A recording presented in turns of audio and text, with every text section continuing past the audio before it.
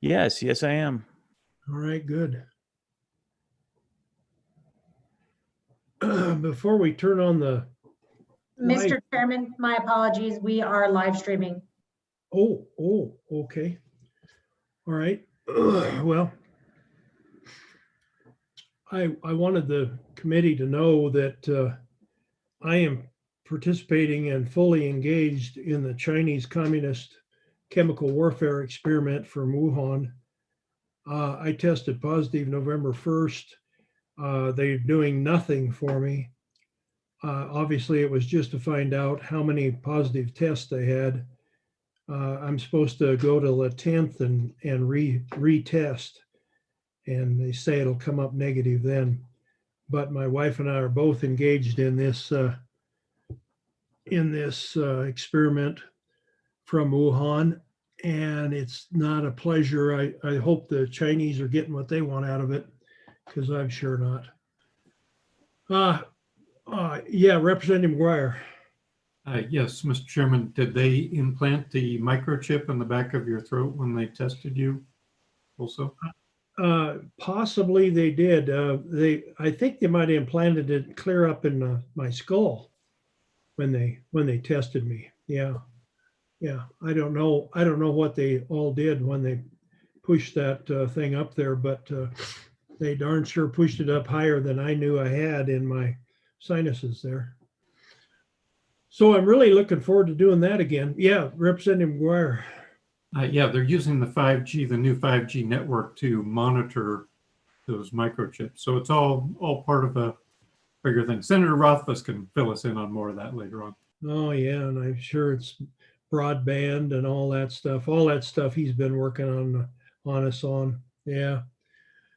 All right, we're live again, and we're now going to hear from the Power Company of Wyoming. And I see Kara is on here, so let's go ahead. Oh, and Representative Duncan is back. Great, Representative Duncan, we're glad to have you back. Kara, you want to go ahead with your discussion on Power Company of Wyoming? I would. I appreciate it. I do have the slides that I plan to go through. I'll post on the LSO website, but I'll do a share screen if that's okay, in the interest of providing that to the public as well. So that'd be if great. you would indulge me with a minute to get that set up. Sure. Do you see that? Yes, we do. Very good. Excellent. And now I have to figure out how to see myself on my other screen. Or maybe I don't want to. That could be better. What a great opportunity to follow Dr. Kretka and the University of Wyoming. It's kind of inspiring to see the vision that they have for the future. When I think about how our projects are kind of now coming to a realization of a vision that the legislature had in the past, and I'll talk a little bit more about that. But again, for the record, my name is Kara Choquette, and I work for two different companies, Power Company of Wyoming, LLC, as well as Transwest Express, LLC. And both of those companies are part of the Anschutz Corporation. You may know us best in Wyoming through the Anschutz Exploration Corporation, still very involved in oil and gas activity, or I should say until recently. We're one of the largest leaseholders in the Powder River Basin, particularly in Campbell County and Converse County. So that's the typical association I think people have with the Anschutz corporations through the oil and gas business. But I'm here today to talk about, give an update on two projects that the committee has heard about before. It's been 3 years since my last update to the Minerals Business and Economic Development Committee. So I really appreciate the opportunity to update you on the great progress we've made and moving both of our projects forward, and appreciate our Representative Burkhart from Rollins and how closely he's followed the progress and the momentum of the project over the years. As just a way of introduction for some of the newer people on the committee, just to set the stage a little bit, I wanted to make sure to reinforce a couple of things. One, we're independent energy developers. We are not the typical utility that you may be familiar with, a rate regulated or a load serving entity. Our businesses are really looking to be part of that energy ecosystem at a wholesale power level. So we're looking to generate and sell wholesale power supplies in the very competitive Western renewable energy markets. So our projects don't compete in any way against Powder River Basin coal. This is a slide that Chairman Fordstrom used a couple years ago.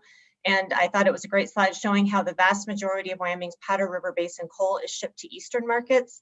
And where we're really looking to kind of be an electricity pioneer for Wyoming is connecting into this new area of California, Arizona, Nevada, which, as I will show in the next slide, have not only a really high demand for renewable energy through their renewable portfolio standards and requirements, but also a very large population. And there's just not enough demand in Wyoming, as you know, with all of the other energy resources the state is blessed with, for all of that energy to be used in Wyoming. And as you heard earlier, this new export market is a way to create a new market for Wyoming in the form of renewable energy resources.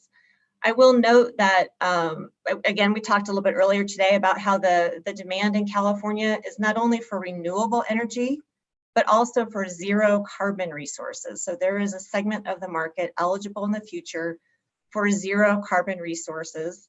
And since I submitted this slide or my presentation to the Minerals Business and Economic Development Committee, these states have updated their renewable portfolio requirements. So Nevada has voted to have a 50% renewable standard that goes up, and as well as Arizona, they're looking at now having a 50% renewable by 2035. And again, 100% zero carbon by 2050. So there's a really strong market demand in these areas, and we don't connect to that electrically directly today in the way that we're trying to do. We don't have commercial agreements in place for the power that we're looking to generate and deliver, but this is where we're looking to position Wyoming as a supplier of choice in these areas. So that as a bit of background is how do we reach those new markets? Well, that's why we've been developing the Transwest Express Transmission Project. This is $3 billion worth of infrastructure for the Western US power grid, and about $1 billion of that would be in Wyoming because of the high voltage direct current AC-DC converter station that will be located in Carbon County, south of the communities of Rawlins and Sinclair. And so what this map shows you is our existing power grid and balancing authorities. You know, we're all connected in the West in one power grid. The gray lines represent the existing capacity in the grid today, and the width represents the relative amount of capacity. So you can see there's a lot of capacity connecting the West north to south, but not very much connecting the West east to west. And that is a critical role that the Transwest project is looking to play. So it's about the delivery of renewable resources today, carbon capture potentially in the future, but also to strengthen the grid and provide critical new physical transmission capacity east to west. So this part of Transwest would be a 3,000 megawatt high voltage direct current power line that would start again south of Rawlins and Sinclair and connect into the Intermountain Power Plant in Delta, Utah. From there, the Transwest project would be a 1,500 megawatt high voltage alternating current system. And so what you can see we're looking to do here is provide options and flexibility to the market. So Wyoming resources could be tapped from the markets of California, Arizona, Nevada, all electrically connected very strongly from the existing transmission around Hoover Dam, as well as through Utah. So the idea being that Wyoming resources could be accessed through an existing power line where we anticipate additional transmission capacity being available after 2025, the second leg of the Transwest project, as well as through this high voltage direct current connection from Wyoming to central Utah. And it's high voltage direct current because what we're looking to do, as you can tell by the name, the Transwest Express project, is really provide, think of it like an express train. So we're trying to provide bulk supplies of high volumes of electricity to connect and offer to these markets. There's a lot of AC connections. You hear about Gateway West and Gateway South under development for Rocky Mountain Power. Those projects are really looking to target this market here, the existing service territory for Rocky Mountain Power. But again, as a wholesale independent transmission provider, we're looking to, connect resources, connect and supply and demand across service territory boundaries and across balancing areas and across state boundaries, and really look to connect the resource. Again, developing this new market that doesn't exist today.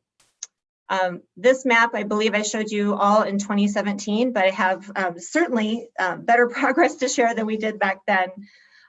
Just to recap, we started permitting this project in 2008. Anschutz Corporation took over the project, and I'll show a little history in a minute. But as you can see here in the West, the vast majority of the project is located on federal lands, primarily with the Bureau of Land Management. So we started the permitting process with the BLM in December of 2008. Since then, we've obtained all of the essential federal permits, so the BLM, US Forest Service, et cetera. We've also received the essential state permits, including from the state of Wyoming. We very much appreciate the Industrial Siting Council took the Transwest Express transmission project through their very stringent environmental and permitting review, and we were unanimously granted a permit for that project in April of 2019. And all along, and meanwhile, we're also looking to get county permits. So every county, and the final route selected by the BLM and Western Area Power Administration and other agencies participating in the federal environmental analysis selected a route that takes us over 14 counties. Every county had a county permit or equivalent county authorization that was required. So since we got the record of decision from the BLM in 2016, we received the right-of-way grant in 2017, we began the work to do the county and the state permitting along the way. And I'm very happy to say we received our last county permit from Clark County, Nevada in January of this year. At the same time then, I've said most of the project is on federal land. That's certainly what we aim to do, co-located with existing transmission and railroads and other linear infrastructure as much as possible. We also are seeking easements to use land on the state and the private land along the route. And again, I'm very happy to say we're over 95% of the total right-of-way that's been acquired for the Transwest Express transmission project, including 100% of the private land right-of-way that we needed in Wyoming. So all of this work is happening along with, there's a whole series of studies and coordination that happens at the electrical and technical level to make sure this project is safely integrated into the Western power grid. Oh, and one more thing, once you get the right-of-way grant from the BLM, it comes with a variety of terms and conditions, including a lot of resource studies and surveys. We're working through all of those processes and hope to be in a position to get what's called a notice to proceed to construction for Transwest from the BLM sometime in 2021.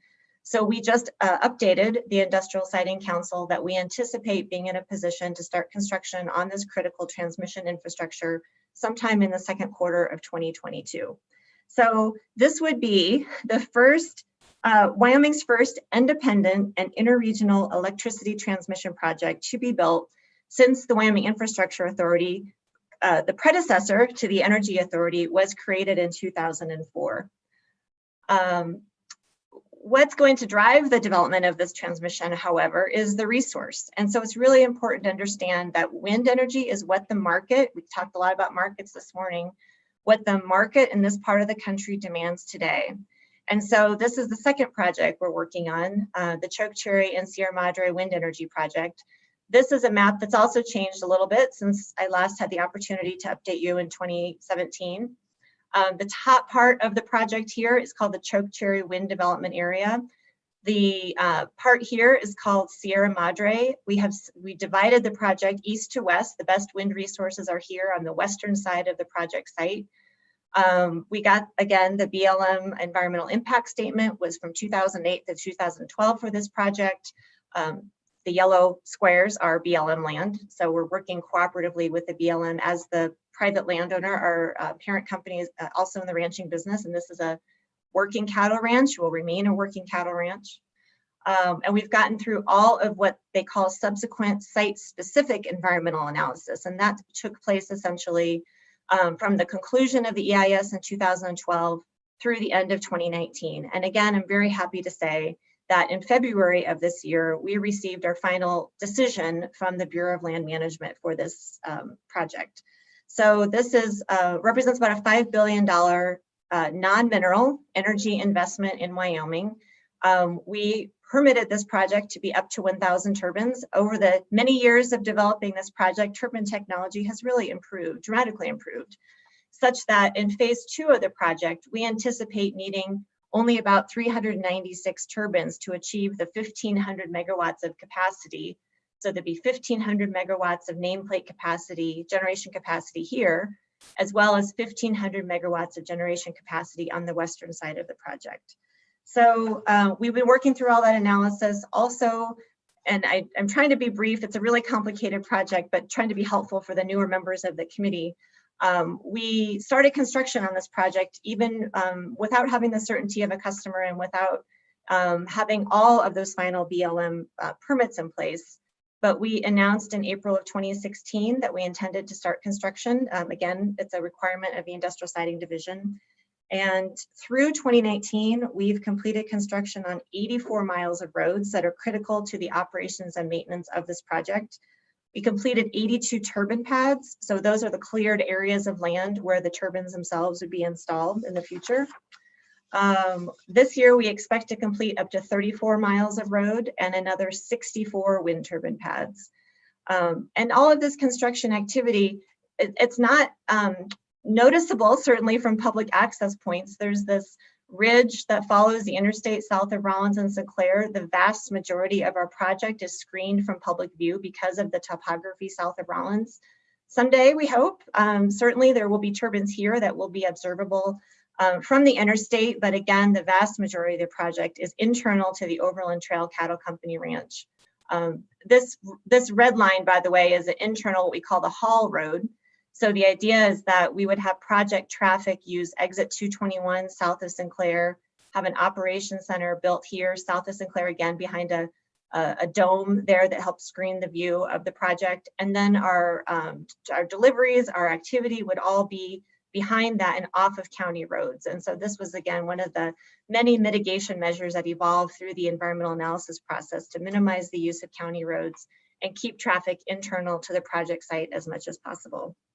So while we're doing all this construction, we certainly are helping contribute to creating jobs in Wyoming, paying new sales and use tax revenues to Wyoming, providing an economic uplift and a boost to the local economy. We have people staying there, shopping there, buying things there. I know I'm there quite a bit. And so you were seeing, I believe, in the state's sales and use tax reports, some of the uplift of that, not only our project, but there's 2 other wind farms under construction in Carbon County.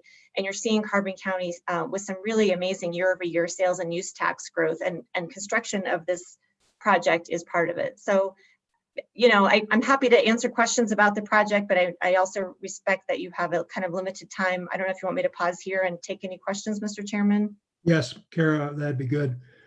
Carrie, when you say you've got the pads built, 84 of them or whatever, is that just the dirt work done, or is that the cement also? Mr. Chairman, that is just the dirt work. So the sites that have been selected have to be cleared and leveled to a certain degree. So we prepare those sites for the ultimate time when the turbines themselves could be installed. Our current schedule on file with the Industrial Siting Division would call for the initial turbines to be installed in 2022. Other questions? Yeah, Representative Greer. Yeah, thank you, Mr. Chairman. I'm curious regarding, we spent last summer working on sage grouse mitigation credits. What did you run into with respect to, I mean, 84 miles of roads, quite a bit of road. What did you run into in terms of dealing with core areas, and what type of mitigation were you required to do? And I guess, and one more question on that is, did you utilize a bank at all? A credit bank? Wow, I could talk a lot about sage grouse. I'm not sure that we have tapped the mitigation bank at this point. Part of the work we've done throughout this entire development project process is to minimize, the first steps is to avoid and minimize impacts on sage grouse to begin with. And so the project layout you see here looks nothing like how it did when we started. All of this area, for example, is where we had turbines. This is the highest Class 7 wind resources that exist in the entire country. But our own science on vegetation analysis also revealed this is extraordinary sage grouse habitat. And so we did redesign our entire project first and foremost to stay out of all sage grouse core areas. There's no project infrastructure of the project located in sage grouse core areas. We also worked very closely with Wyoming Game and Fish on timing stipulations, let counts, and one of the programs we're proudest of is we have invested in a sage grouse research and data gathering program where we've outfitted 40 to 50 sage grouse every year at our own cost with little GPS tags. And so we started that program in 2010 so we could get site-specific data about where do sage grouse use the ranch. How do we make sure we're designing the project to avoid critical areas, not only the sage grouse core areas, but other, habitat patches of sagebrush that we identified were popular for the sage grouse. So we use that data to help site the project. We also use that to inform mitigation measures we have done on the ranch, working again with the Wyoming Game and Fish and Fish and Wildlife. Things like marking fences where we could see in the data that there was a lek nearby, so it made sense to apply mitigation measures or avoidance measures like adding fence tags on top of the fence so the sage grouse could see those fences and make sure not to collide with them. We've marked all of the guy wires on our Met towers with bird diverters. So whether it's more of a ground dwelling bird like a sage grouse or higher up, all of those guy wires are marked. And then we are doing habitat improvement across the ranch. And that's a benefit, I believe, of us being not only the wind developer, but our parent company owning the ranch, as we work very closely with the ranch managers. So when there was an area that had burned from a lightning, that we worked to reseed that with native grasses and plants to improve that. And again, continue to work with Wyoming Game and Fish on what are other things we can do, like improve some relic ag fields that aren't being used anymore. So I don't have an answer to your specific question about whether we've needed to tap the mitigation bank approach, but we're doing a lot of it on site in our area and in Carbon County, really trying to affect the birds in our area where the impact of this project would be. One other thing I would add is another cool thing about the sage grouse data gathering program is we're doing what's called a before after control impact study. So we've gathered now years of data so we can see where and how sage grouse use this landscape before the wind project was constructed, how they're acting now during construction, and then we'll be able to compare all of that, hopefully after the wind farm is constructed, to really see firsthand the impacts, potential impacts that a wind project may have on sage grouse behavior. So it's a really, again, long-term program, really exciting program, but some of the observations and data we've gathered out of that have, I think, been some valuable insights to share with Wyoming Game and Fish as well. Other questions? Other questions for Kara? Yes, Representative Henderson. Thank you, Mr. Chairman. Kara, could you speak a little bit to the importance of the tax and regulatory environment as regarding your project? Mr. Chairman, I would be happy to answer that question. If I may address that, I have that a little bit later in a slide where I think it may be more relevant to talk to. And remind me if I forget. Okay. If that's, we can come back to this, but this is kind of the overview of the project. Again, just for the benefit of some of the newer committee members, I wanted to just briefly mention how, again, our projects really align with and further the mission of what was called the Wyoming Infrastructure Authority. The Transwest Express Transmission Project, in fact, is about the same age as the Infrastructure Authority, going on 16 years now. And it was really the Corporations Committee that formed the initial legislation that created the Infrastructure Authority, which had the specific purpose to diversify and expand Wyoming's economy through improvements in the state's electric transmission infrastructure, and then to facilitate the consumption of Wyoming energy.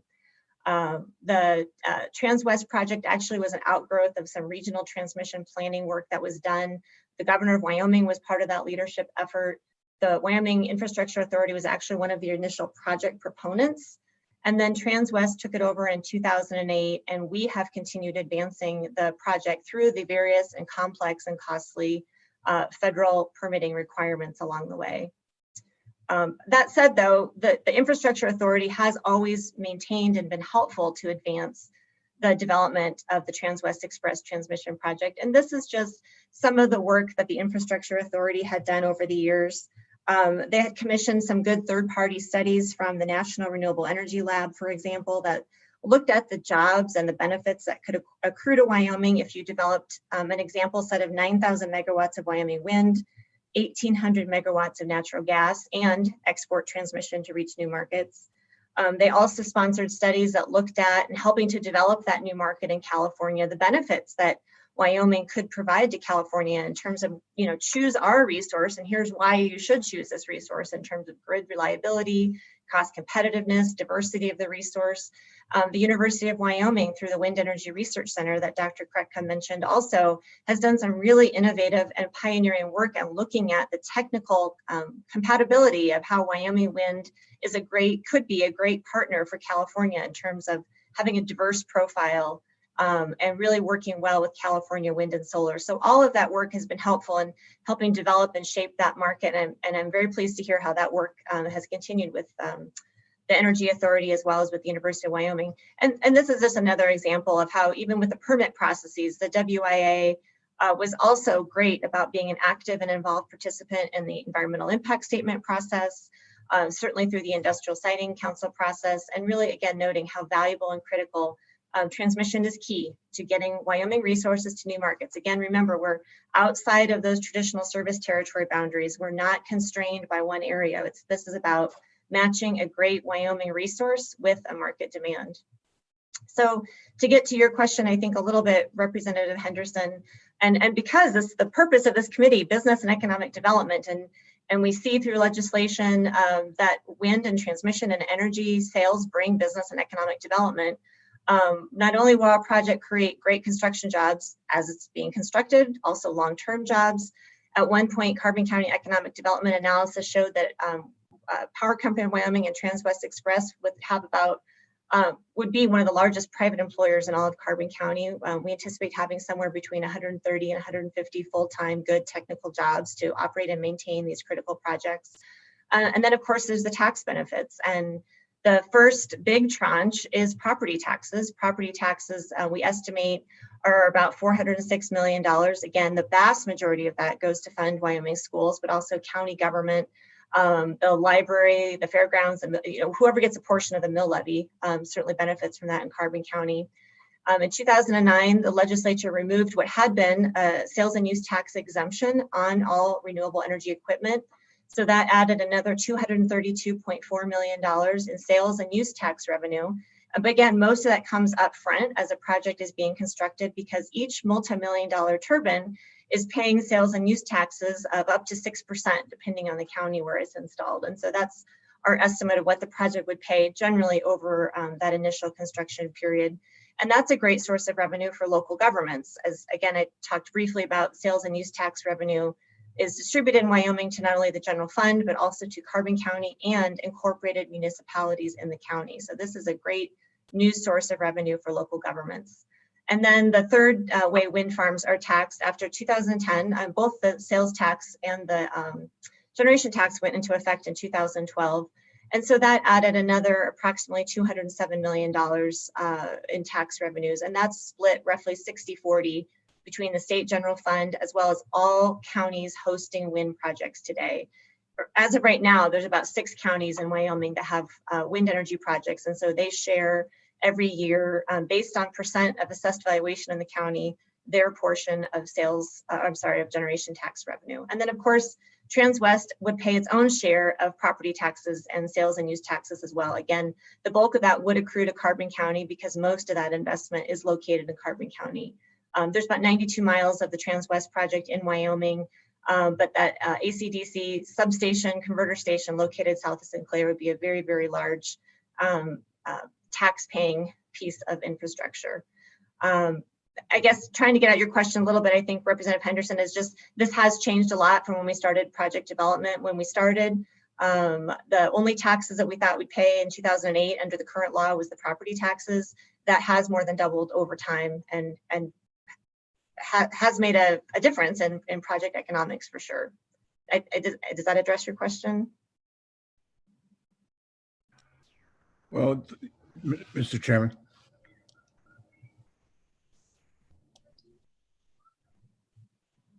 Go ahead, Representative Henderson. Thank you, Mr. Chairman. Yes, it does. I guess I was looking at, prospectively, the impact of changes, or even, I've heard that talking about changes has a substantial impact in terms of, Wyoming's competitive position relative to the other states where, wind energy is being developed. And so I guess my question really is the extent to which those adjustments have affected you today. You've kind of covered, But going forward, given the financial or the fiscal environment we're in, how does your industry or your sector in terms of this power transmission project look at that or consider that? Mr. Chairman, Representative Henderson, again, that's a great question. I don't think I can answer it for every wind project because every wind project is a little bit different.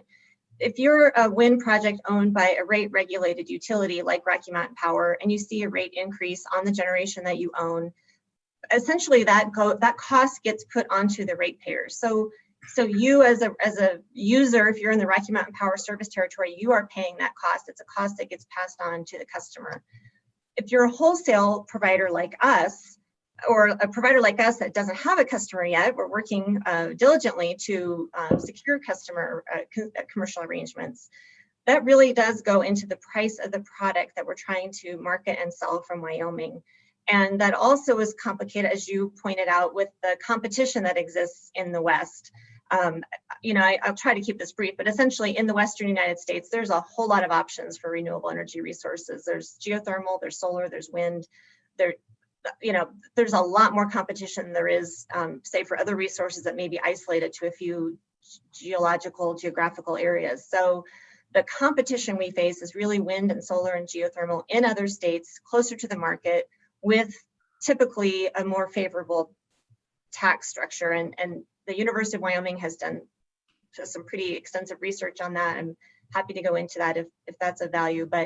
But essentially, staying competitive is critical to be selected in a market where you're competing on price, you're competing against a lot of other projects in a lot of other states. And remember, we're really pioneering this connectivity from Southern Wyoming to California, Arizona, Nevada, this market. So I think what we're trying to do and achieve is unlike any other project in the entire United States. And developing this new market, plus developing long distance transmission, which is one of the hardest pieces of linear infrastructure you can permit and develop in America, as well as this generation project on federal lands. Again, unusual. Most wind projects in the United States do not involve federal lands. So the pioneering and trying to be the first to get that connectivity has its own set of challenges as well. Senator Rothfuss, you have a question. Thank you, Mr. Chairman. I do. As we talk about the taxes for this project, I was just curious, and maybe we're planning on making some public comment, but we're going to have a piece of legislation tomorrow to consider by the committee regarding the amortization of sales and use tax. And the concept there is for a large project, you're looking at $232 million for Chokecherry Sierra Madre, and Transwest is looks like $53 million-ish of sales and use tax. I assume that a lot of those will be front-loaded costs to the project that will then be carried probably through financing at whatever your project finance rate is. And therefore, it's sort of an additional expense relative to cash flow over the lifetime of the project because of the finance charges. The intent of the legislation would be to allow those sales and use taxes to potentially be amortized over the lifetime of the project at a low interest rate, say 2% or something along those lines, so that, for example, with Chokecherry Sierra Madre, maybe it's a $23 million payment each year for 10 years or something along those lines to the state. As you reflect on the tax structure in Wyoming, would that type of flexibility be something that you would likely be interested in, whether we get it on the books in time for it to be useful for early projects, or maybe it ends up being something for Sierra Madre later? What are your thoughts on that type of an approach of amortizing the sales and use taxes instead of having them straight up front? Mr. Chairman, Senator Rothfuss, I think that would be a great tool in the toolbox, as you identified, and as we've talked about, I think, for many years. The reimposition of the sales and use tax is a huge upfront burden on wind project developers. if you're developing a coal plant, for example, an electricity power plant, the cost of the plant is really not so much compared to what you're paying over time in the fuel. It's the opposite for wind. The huge capital investment that comes up front and then to pay a full 6% sales and use tax on it is very significant. And that also came out in the University of Wyoming research looking at what states are most favorable from a cost perspective. If you didn't own the ranch like we do, like our parent company does, and you were just looking anywhere in the West, where would you look to do wind? Wyoming is not the least cost state in that sense. So I think it would be a very helpful tool in the toolbox. It would also potentially, I think it would be obviously something the local governments would need to weigh in on, but it may be a welcome advantage for the local governments as well, so that they're not only receiving kind of predictable property tax revenues over time, but a predictable amount of sales and use taxes over time to fund those local government budgets. But I would definitely think that the Wyoming Association of Municipalities would be an important constituency to ask on that, because they are one of the largest recipients as well of sales and use tax dollars. Absolutely. Thank you. And thank you for your time. Representative McGuire.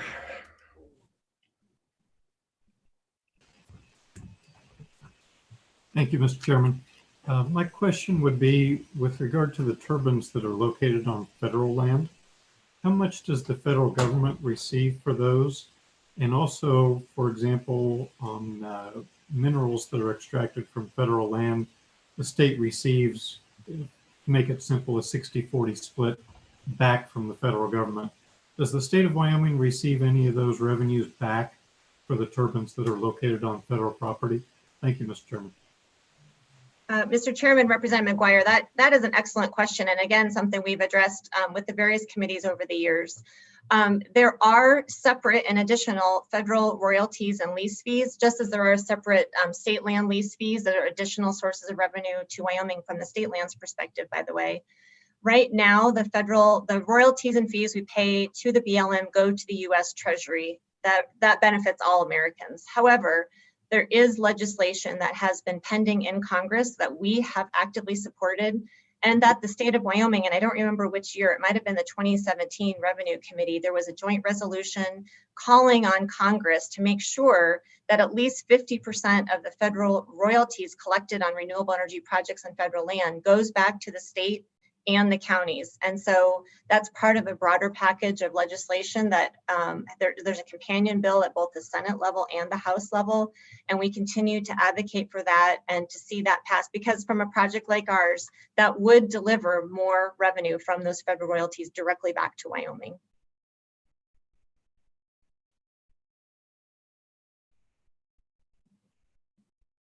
More questions for Kara?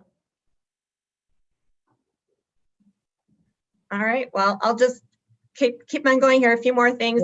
Just to put those tax numbers in context, I think it's hard sometimes to understand the scale of what we're talking about as a non-mineral power producer, but according to the Department of Revenue annual reports, wind projects that exist in Wyoming today are already among the state's top department assessed valuation non-mineral taxpayers. I put this slide together for the County Commissioner Association a while back, so that's why the counties are called out here, but I thought it'd be useful for you all as well. So you can see here some of the top, the wind farms that exist based on assessed valuation. Rocky Mountain Power, this was through 2018, already owns and operates the vast majority of the existing wind projects in Wyoming. So you would see that assessed valuation captured here. I expect that will go up with the new investments they're making in Wyoming through their Energy Vision 2020 program. But just for comparison, if we were to look at the assessed valuation of the Chokecherry project, if it existed at that time, it alone would be the largest department assessed valuation non-mineral taxpayer in the entire state of Wyoming. So that gives you a scale of the significance of the economic benefits that this project could provide. I talked a little bit about this. Again, this is slightly outdated, but showing, you know, one of the interesting things about the sales and use taxes is there haven't been any wind farms built in Wyoming from November to 2010 until now, aside from one anomaly project south of Casper. So this is the first time the state is really recognizing and receiving the benefit of that legislative decision back in 2009 to remove the sales and use tax exemption on renewable energy equipment. So our project construction is certainly in these numbers, but I believe for Carbon County, this also reflects a lot of the new turbines and transmission structures going up to the Rocky Mountain Power program. I've been watching this Wyoming Insight report. I haven't seen the October one post yet, but through September, Carbon County was either the fastest or the second fastest growing county in terms of year-over-year sales and use tax collection. So it just gives you a little bit of an insight. And I believe the October Craig report even recognized that the reason the sales and use tax was maybe not quite as bad as expected was recognizing some of the benefit from the construction of new wind farms that this year, again, the first year this has really happened since 2010, new wind farms being built in Converse County, in Laramie County, as well as in Carbon County. So again, just pulling this out for the benefit of you as the, again, Economic Development Committee, these projects really do align with the mission of the Infrastructure Authority, now the Energy Authority, which, recognized this was back in 2004. It is in the public interest of the citizens of the state to promote the economic welfare of the state and its residents by increasing employment, stimulating economic activity, augmenting sources of tax revenue, fostering economic stability, and improving the balance of the state's economy. Our projects will help do all of those things for Wyoming. We also align with the mission of the Wyoming Business Council, which their strategic direction is to create new opportunities for current and future generations of Wyomingites by adding value to Wyoming's core industries, including natural resources, and wind is certainly a great natural resource in Wyoming, and leveraging them to activate new economic sectors. And I was encouraged to hear some of the comments from Representative Greer and others is, if wind can become a greater part of the energy portfolio, what are the ancillary business opportunities that can be driven from that? Our projects are certainly, like I said, are creating jobs today. We hope that will continue and more to come. We are using Wyoming companies for a variety of support services, reclamation, seeding, erosion control, biologist, geologist, ecologist, archaeologist, every sort of IST you can think of has done analysis and work on this project. And certainly our sage-grouse scientists continue to work out there today.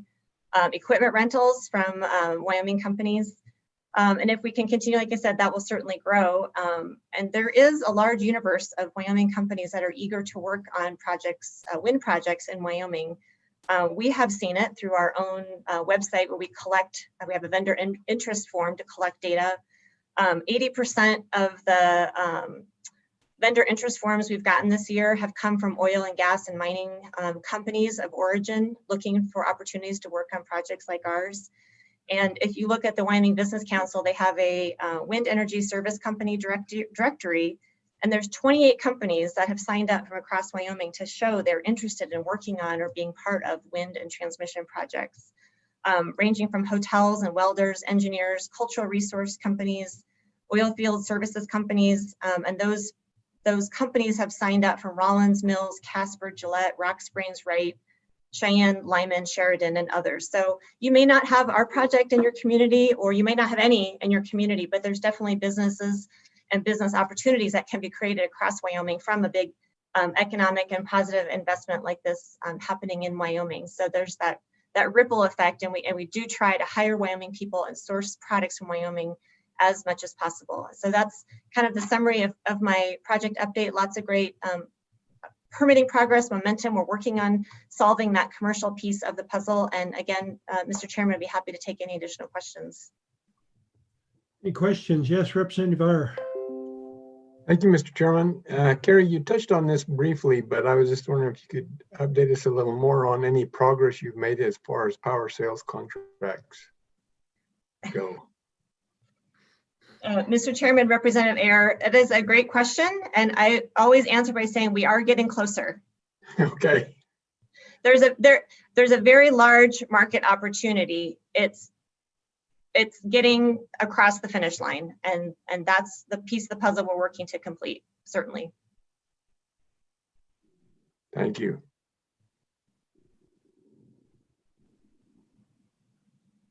Okay, any other questions? Other questions for the Wyoming Power Company of Wyoming? Representative Furphy. Thank you, Mr. Chairman. Carol, let me first of all say thank you for your investment in Wyoming. And yes, you're having a major impact on both Carbon County and Albany County. So thank you for that. I would simply ask, Could we get a copy of your presentation? The information in there is very valuable. Thank you. Yes, Mr. Chairman, it is posted among the meeting materials, but I'm happy to email you a PDF separately if you would like.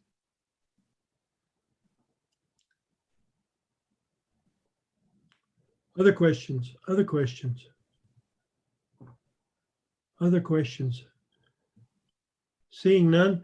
Kara, thank you very much for waiting for us and entertaining us after lunch. We are all in on helping you with this project to get it moving and get your electricity sold. So you know that we'll do what we need to do to help you along. I very much appreciate that. I think that you know, this is a heavy lift. It's years of trying to do this. It's all been done with our own private capital, trying to build this new business and new direction. In addition to our, you know, oil and gas and ranching and hospitality and traditional businesses. So we're doing all that we can to make this successful for Wyoming, and do appreciate anything the legislature can do to help in that regard. Good. Well, we want to do whatever we can do that'll make a difference and help you to make this project come to fruition. So thank you. Thank you for staying with us. Thank you. Next is the Wyoming Energy Authority. Mr. Chairman. Yes. Mr. Chairman, my apologies. We have several folks who wanted to offer public comment. Oh, I'm sorry. Yeah. Yeah, let's hear some public comment.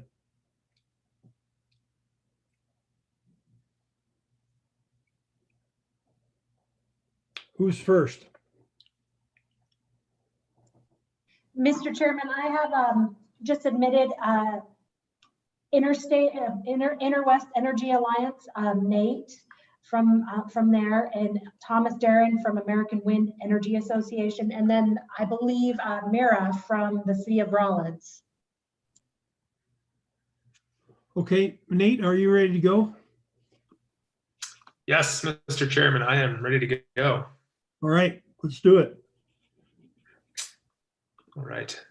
Thank you. Thank you, Mr. Chairman, members of the committee. My name is Nate Bluen. I'm the policy manager for the Interwest Energy Alliance. Interwest is the regional trade association for utility scale solar, wind, and storage companies. And we represent some of the largest developers of renewable energy projects really in the entire world. Including projects under construction here in Wyoming that are boosting revenues in a number of counties. Today, I'd just like to echo Kara's comments on renewable energy in Wyoming. Solar, wind, and storage, as you all know, are poised for growth with billions of dollars expected to be invested across the West in the coming decade. Wyoming could be one of the primary beneficiaries of this development, with some of the West's strongest wind resources and substantial solar potential as well. Wyoming separation from advantage, helping Wyoming projects win in competitive solicitations because they add additional diversity into the resource mix that supplements local resources near population hubs and presents a steady and substantial revenue stream for Wyoming. On top of the revenue benefits associated with the construction of large capital-intensive renewable energy and transmission projects that will enable Wyoming to continue its position as the nation's energy leader, the industry creates jobs and economic development. Billions of dollars are being invested in Wyoming right now by Power Company of Wyoming, Pacific Corp, and other wind and solar developers, which could add up to $2 billion in tax revenues and lease payments over the lifespan of just the wind projects alone, while employing workers from other industries impacted by the current economic downturn. These estimates have only grown stronger over the course of the pandemic over the past few months. Access to renewable energy is a driver for many large industries, including data centers and others that rely on intensive computing. And Wyoming's surplus energy is appealing for companies who have made commitments to solar and wind, and who won't have to compete with residential and commercial loads associated with major cities that can make it difficult to procure dedicated resources in other locations. So I appreciate the opportunity to speak in front of the committee today. We're hopeful that Wyoming will move in a direction that provides our industry the sort of regulatory and financial certainty that has driven growth in other states across the West. Wyoming is strongly positioned to be a key state as others around the West enact policy changes that could lead to their reliance on Wyoming wind as a crucial aspect of their energy strategy. So thank you for your time today. I look forward to continuing the conversation throughout the upcoming legislative session and on into the future. And thank you, Mr. Chairman. Happy to take any questions. Questions for Nate, Representative McGuire. Thank you, Mr. Chairman. Nate, is your organization in favor of and/or actively helping in Washington, D.C., the effort to, as we were discussing before, return some royalty for wind turbines that are located on federal land back to the states? Thank you. Thank you. Mr. Chairman, we are not involved in federal lobbying or negotiations or anything like that to any extent. So I think I see Tom from OWIA is on the line. They have some more federal engagement than we do, and he might be able to speak better to that. Other questions for Nate? Other questions for Nate? Hearing none. Thank you very much, Nate. Thank you for your testimony. Tom Darren, please. Yes, good afternoon, Mr. Chairman and members of the committee. Can you hear me okay? Yep. Thank you for the opportunity to speak very briefly today. I do recognize you're trying to catch up on your agenda. My name is Tom Darren, and I'm the Director of Western State Political Affairs and Policy for the American Wind Energy Association. We are the nation's largest trade association for large-scale wind developers who are also increasingly doing solar and storage and transmission as well. Starting in the late 1990s, the wind industry from then till now has already invested $3.3 billion in the state. Wind projects already existing, as I mentioned, they contribute $20 million each and every year presently to state and local taxes, as well as lease payments to private landowners where we place our turbines on their private property. And that's just a fraction of the full potential. You've heard from Kara and Nate what that opportunity is. And I think what I just want to stress here today is that we need to stay competitive for our independent wind and solar companies to be able to compete in an increasingly competitive regional market. You know, a couple things just to highlight, and Kara did a good job of this, but you know, the Wyoming wind resource, the markets are starting to pick up for what Wyoming really has in terms of a great quality wind and increasingly these days solar resource. California has on the law in 2018, its renewable standard to go to 60% by 2030 and then 100% clean by 2045. Not too long after, several states in the Western region followed, including Nevada, which has a 50% renewable standard by 2030, and then that upticks to 100% clean resources by 2045. And just in the last week or so, policy in Arizona is set by their utility commission, not the legislature, but there is an initial vote that needs to be finalized to have Arizona adopt a similar standard, again, renewable standard, and then backed up policy design wise to 100% clean there by 2050. So these markets are growing. And let's talk about what the opportunity is for Wyoming in terms of its low cost resource. We all know the wind's blowing here. People talk about how they lean sideways depending on which ranch they are in Wyoming. That's so true. But let's talk about August and California. And a lot of people don't know is that Wyoming's resource and wind resource picks up at 4 p.m. in the afternoon and goes sometimes steady to 10 at night. That's exactly when California solar goes offline, and we saw what happened this August. So there are other markets for this resource, but you are going to see that opportunity grow. And I just want to leave you here today with this, because it goes to a couple of the questions from the committee members on staying competitive, is that those opportunities are there. They can bring, from our estimates, up to $10 billion of new investments on the wind side alone in the next 5 to 7 years. Part of that is Kara's project that you talked about, but there are many others. but Wyoming needs to stay competitive. And the wind resource I mentioned here, other states, including New Mexico and Montana, have a similar quality resource and similar time of day of production in those critical evening hours when California needs it. So Wyoming has it, but it's not alone. And so then we get down to the question of staying competitive. And sometimes there are requests for proposals from utilities that look across the region for wind, solar, and geothermal. But let's focus on wind and geothermal.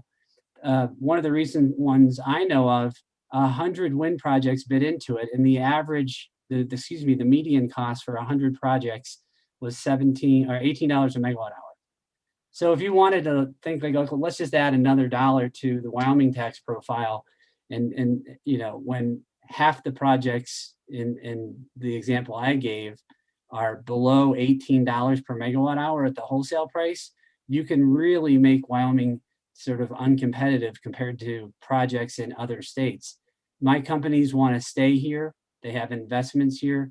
They want to build their projects. They're not in any way threatening to leave. They want to stay and build these projects and bring these jobs and tax revenue streams to Wyoming.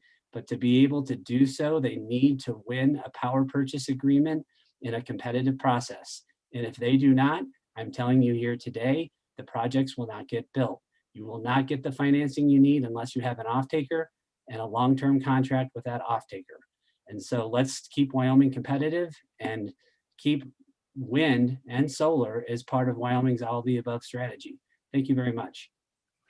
Tom, what happened to that initiative in California that said all that power would come from within? Have they given up on that, or is that still on the books, or are we still competing with that? Thank you, Mr. Chairman. Yeah, back in 2011, and I just want you folks to know, and I say this in a Zoom context now, but certainly when travel picks back up, I cover the 11 Western states with different partners. We're members of Nate's group Interwest, but I spend as much time to get Wyoming's resource built. I spend as much of my time in Sacramento because of these markets, to try to promote and get some of these barriers addressed. So yes, the renewable standard that first went to 33% in California in 2011 has what we call sort of a content category system, or what's more colloquially known as the bucket system, that does have a preference for a requirement that 75% of all eligible resources need to have their first point of interconnection within the California Balancing Authority. You know, it's getting a little technical here. That does tend to favor some in-state build. There are other content categories or buckets that allow for the Wyoming resource to work right into that structure. So that's not a barrier right now to a fair amount of Wyoming wind playing into that market. That's now. I think your question's spot on, because we are looking longer term to sort of look at those laws state by state and have the states reach their clean and renewable energy goals by cooperating with other states. And that kind of system doesn't really promote that as well as it could.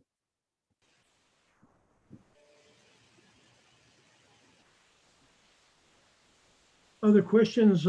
Representative McGuire. Thank you, Mr. Chairman. Same question. Is your organization actively pushing for and in support of a return to the state royalties that are collected on federal land for turbines that are located on federal property? Thank you. Mr. Chairman? Yes. Representative McGuire? Yeah, so I heard you ask that to Nate, and it's right on my list to ask our federal team about that. As I understand it, from having done some work in a prior career in Wyoming and knowing a little bit about the oil and gas industry, don't the royalties and lease sales from oil and gas go to the federal treasury, but 50% is kicked back to the state coffers? And if I understand that's correct, that it would make sense that there's a similar system in place for what the feds collect on royalties from renewable projects. So I understand it. It makes sense to me. I do want to talk to our federal team and get back to you. Yes. I think that's the problem. I think we don't see that happening, but you're right, it should be happening. Representative Greer. Yeah, thank you, Mr. Chairman. Yeah, Mr. Dern. She used two terms, and you need to help me understand these two terms. So I think I understand renewable energies, and then you talk about clean energy, and those are separate. But is renewable energy really clean energy? And what just help me understand this. Sure. Mr. Chairman, Yes. Co-Chairman Greer. That's a really good question. It's defined by state law in which those legislatures make those calls and set the policies for the resources they want to supply the consumers in their state. They are a little bit confusing. I think that's a very fair point. By policy design, renewable energy standards, and so a lot of the states I mentioned have step-ups. They go to like 2030 on a renewable standard, and those will include wind and solar. They're really there to try to promote new build. Politically, this is my understanding, that to go to 100% clean by a later date, by 2045, that the policy design then changes, and they are now including, again, not my definition, but by those state legislatures, clean as zero emissions. And so then you're going to bring in existing hydro, you're going to bring in nukes if they have them, or if they will work in a regional market setting. Those two come to mind that will count in a clean energy standard, but not renewable. One last point, we work really closely with the National Hydro Power Association, and I know this is a sticking point. Of course, hydro is renewable, but it's not included in some renewable standards because it was already existing at the time those were passed, and a lot of legislatures wanted to drive new investments. So then, Mr. Chairman, just a follow-up on, and I probably have a couple follow-ups, but you know, as we're working on carbon capture initiatives, where does that fit into these definitions in these states that are passing these initiatives? Mr. Chairman, Mr. Co-Chairman, I don't have the exact answer to that. I've been wondering it myself. I noted I was in, again, back when we were all traveling, I feel like I lived in Cheyenne for a good part of February and March this year. I do look forward to seeing everyone in person soon when that happens. And I'm very familiar with the CCS bill that now, as I understand it, is in a rulemaking at the Public Service Commission in Wyoming. And that interplay between what Wyoming might be able to do with some of its fossil fleet and CCS, and whether other states, are going to look at that as qualifying. That is on my mind, and that's a 2020 development. I don't think we have an answer to that yet, but I think it's very leading edge for you to make that observation. So then, Mr. Chairman, then one more question, and this has always been troubling to me. It maybe I read the wrong stuff, but in particular with solar, we talk about clean energy or renewable energy, but is it really clean energy? I mean, what goes into the production has its own impact upon the environment, and also a heavy reliance on foreign countries for the components. How does that interplay, or is that just overlooked when these discussions are going on? Mr. Chairman and Mr. Co-Chairman, if I may, I think there are a couple things going on there. In terms of manufacturing, we have over 500 domestic U.S. Manufacturers of the 8,000 component parts that go into today's modern wind turbine. So I don't remember the exact percentage. It varies by year, but we are increasingly creating the own manufacturing and supply chain right here in this country, excuse me. And then to your first question, I think that's a fair point to ask, that full cycle, like to get some of the rare earth minerals that might go into a photovoltaic cell, or some component of modern electronic and computer components that go up in the nacelles of these turbines. There is an impact associated with that. And I don't think, just to be very candid, there are impacts associated with that. and no energy resource can be full cycle 100% clean. So I do think you raise a fair point there. Yeah, and Mr. Chairman, I just bring these up is that it's what we struggle with in Wyoming is trying to get people to see the full picture, understand things aren't just as simple as plugging something into the wall or pulling, a frozen steak out of the freezer at the grocery store.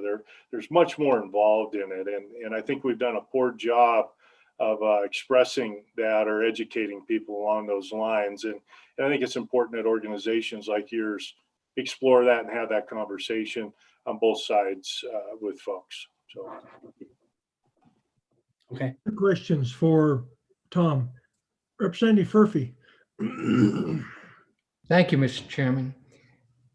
Tom, of course, I'm big on wind energy, but one of the things we're struggling with here in Albany County is the view shed. Because these turbines are getting taller and taller, and we have a lot of our tourism industry that's saying, wait a minute, as they drive into Wyoming and all of a sudden they see all these turbines, it's taking away from the beautiful views that we have of our state. Would you comment on that? Yes, Mr. Chairman, Yes. Representative Furphy. Thank you for that question. I'm very familiar with the conversations going on in that respect in Wyoming, particularly as you mentioned in Albany County right now, and there are efforts underway, as I'm sure you know, to look at the county wind ordinances, maybe compare those to other counties. My answer to that is twofold. We understand that sometimes there are just people that don't want to look at the turbines when, that differs to each their own kind of viewpoint on that. I do want to point out when we see the turbines, and I've had people comment this to me, and the parts coming along I-25 and the construction along I-80, they're really seeing sort of a new wave of investment in the types of jobs that Kara and Nate talked about. But my second answer to that question is that Albany County, consistent with most other counties in the state, and by the way, most other counties in neighboring states, importantly has a setback requirement of 5.5 times the turbine height. It doesn't, if it's set it at a fixed from private residences and potentially developable lots. And so if it's an important policy design, because if it was a fixed, quarter mile or eighth of a mile setback, then that would not allow the protection of viewshed to catch up with improvements in taller turbines. So again, stressing that it's 5.5 times the height. So every time the height maybe goes up a few meters with next year's wind turbine technologies, we're going to be 5.5 times whatever the height is, and it allows for that room for growth in the industry and protecting those view sheds to the best extent we can. Follow up? No, other questions for Tom? Other questions? Hearing none, thank you, Tom. Thank you for your testimony. Thanks for being with us today. Thank you. I think the next speaker is the Mayor of Rawlins. Is that correct? Good afternoon, Mr. Chairman, committee members. Present today, we have Carbon County Commissioner Travis Moore, City Manager Sean Metcalf, city staff, and representatives of the Carbon County Council of Governments and the Carbon County Economic Development. We would like to thank Mary Beth for her patience with us as this is our first appearance in this manner. For the record, my name is Amy Bach, and I'm honored to represent the City of Rawlins. First and foremost, I would like to extend the city's sincere appreciation to this committee for providing this opportunity to spotlight the economic endeavors that have begun in Carbon County, and to thank Representative Burkhart for his representation of our community and for his continued service to both our community and the state of Wyoming. A great deal of attention and focus has been centered around the positive economic growth that Carbon County and fellow wind counties have experienced. And it's important for you to understand the other side of that current positive picture. The city of Rollins and Carbon County as a whole is no stranger to poor economic times. And at a time when our fellow counties were seeing stronger economic times, we continually face substantial losses in revenue, quarter after quarter after quarter. During those times, Carbon County communities were living paycheck to paycheck, and local governments struggled to maintain the essential services while facing monumental losses in revenue. Carbon County has faced sharp decreases in funding, tremendous budget cuts, and sadly, with no additional cuts remaining, without reducing governmental services, our community or our city was faced with implementing reductions in force, all while most of our brethren communities were experiencing tremendous economic gains. Carbon County leaders understood that the challenges facing them was not unique, especially in light of the state's characteristic boom and bust cycles. And more importantly, we supported and were very thankful to our counties that were seeing economic stability and growth when we were unable to provide that economic boost to our state. Carbon County continued to struggle with true economic development opportunities, seemingly beyond our reach. The city of Rollins typically has not been viewed as a potential primary site for many manufacturing in Carbon County or in industrial projects. Furthermore, we've been eliminated by technology industries due to our environmental conditions. Additionally, the city continues to struggle and overcome negative views in what has become a well-asserted negative view that Rollins is the windiest city in the state, and why would anyone want to live, visit, or invest there? These negative assertions have not only been shared by those who have never visited Rollins, it has also sadly been shared repeatedly across the state. These shared negative assertions hinder our attempts to attract new economic development to our city and undermine the city's message that Rollins is a great destination. Unfortunately, Rollins and Carbon County are not well positioned to attract and recruit much needed economic development projects, as we lack shovel-ready manufacturing, commercial, and industrial lots. Additionally, we lack essential infrastructure in undeveloped parts of our county, and we continue to face a struggling tourism industry, resulting in more challenges to our already financially impacted, beloved Wyoming Frontier Prison and Carbon County Museum. That's not to mention our lodging establishments and restaurants, which are struggling to keep their doors open during this unprecedented COVID-19 time. Projects such as the Power Company of Wyoming's Chokecherry Sierra Madre Wind Farm continue to provide a predictable revenue stream that will not only bring positive revenue, but more importantly, help stabilize Carbon County's economy, thereby permitting our county to develop and create financial plans that will encourage and create opportunities for steady growth and truly help diversify our economy. Furthermore, it will help Carbon County provide stable and reliable contributions to the state's general fund, which benefits every citizen of this state. The Chokecherry Sierra Madre Wind Farm and other wind farm projects will continue to provide additional employment opportunities throughout their construction and operations, serve as a much needed increase to our sales and use taxes, increase our property tax, help increase our population, helping to boost our local economy for our local businesses, with these projects attracting more people to experience our great communities through lodging, dining, and shopping, who we hope will return with their families for a vacation or relocate to what we all know is our own piece of heaven. Quite simply, these wind projects are the lifeblood of Carbon County and may help provide much needed revenue to the state of Wyoming, while those with more skilled minds can develop new avenues and markets for our beloved coal, oil, and gas. Our history is rich in being open to what's beyond the horizon and being prepared for what comes next, all the while remembering, celebrating, and being incredibly proud of our heritage as the energy state. We continue to believe that responsible wind energy development that adheres to local and state regulations should be a part of what's next for our state. And we welcome that diversification to our energy portfolio, which we hope will ensure our continued position as being the energy state.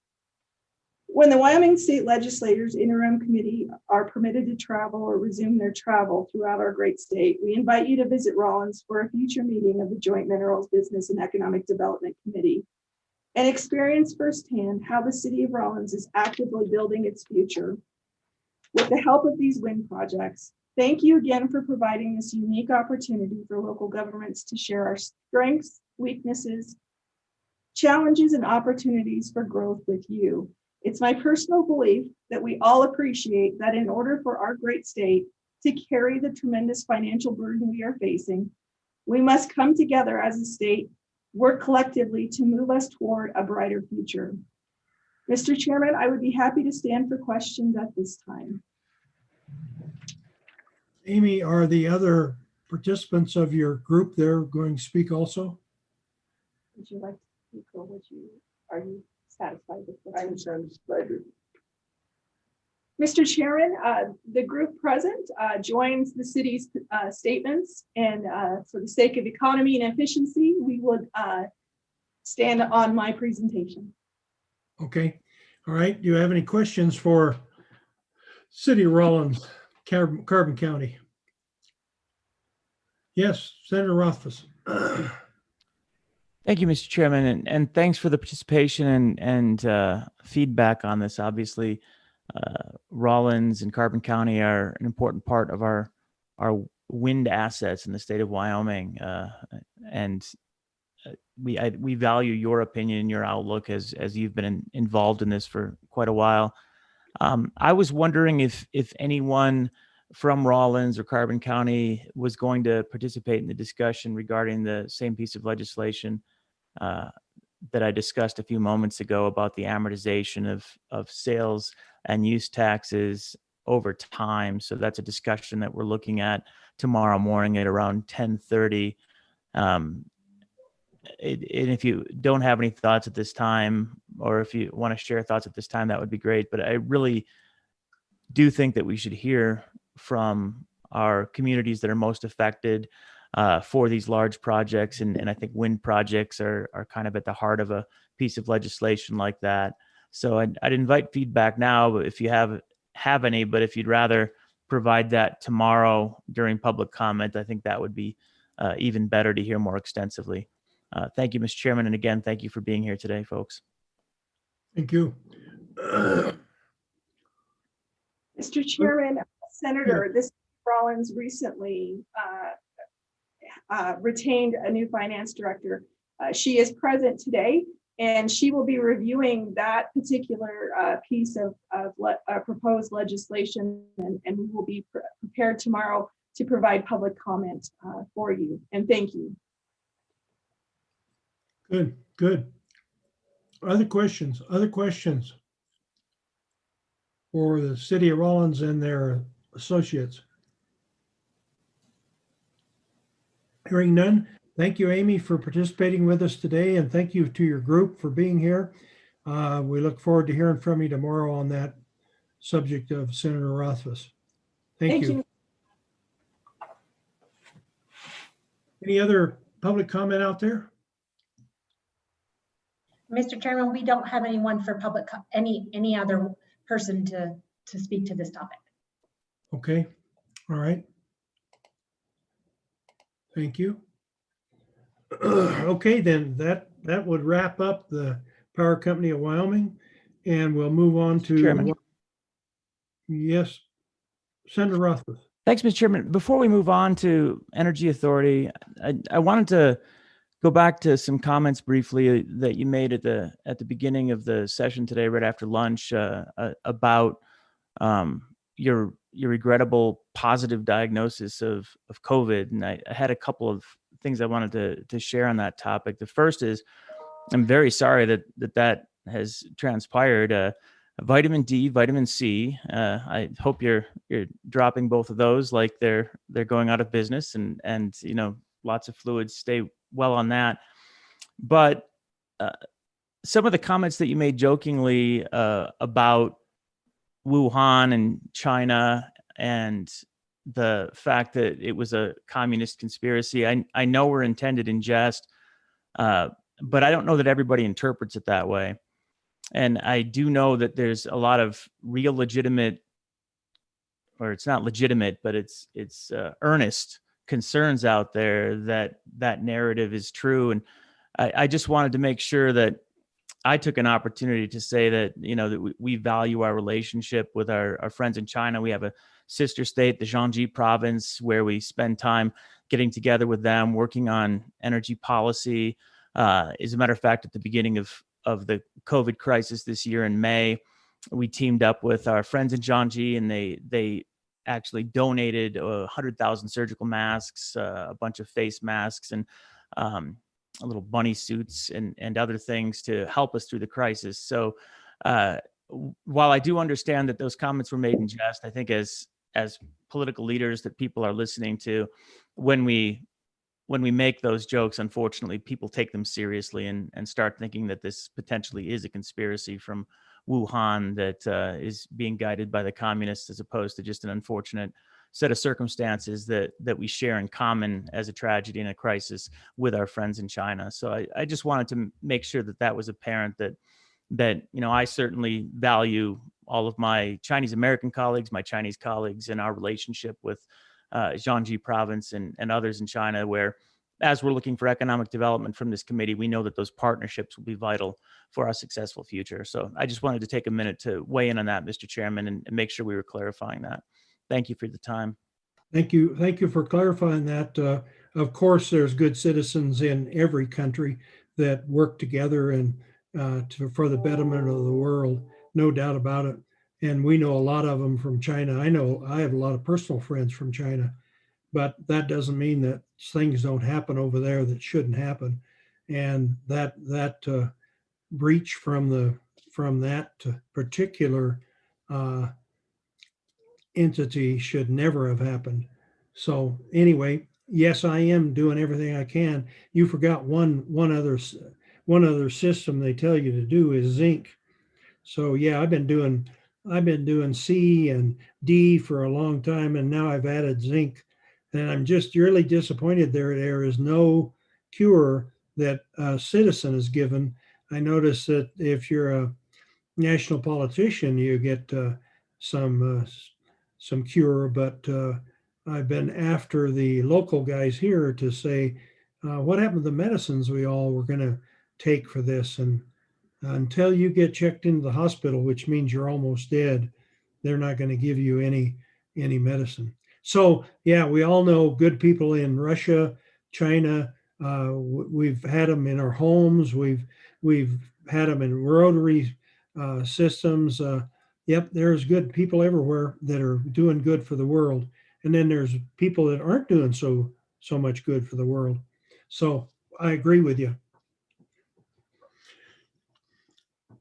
Okay, now are we ready for Wyoming Energy Authority? I guess maybe we are. Maybe we are. All right. Glenn Morrell, you're on board and ready to go?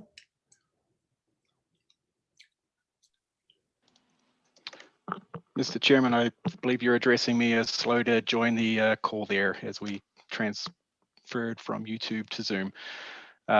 Yes, sir, I can happily proceed, and thank you, Mr. Chairman, and members of the committee for giving me the opportunity to talk today.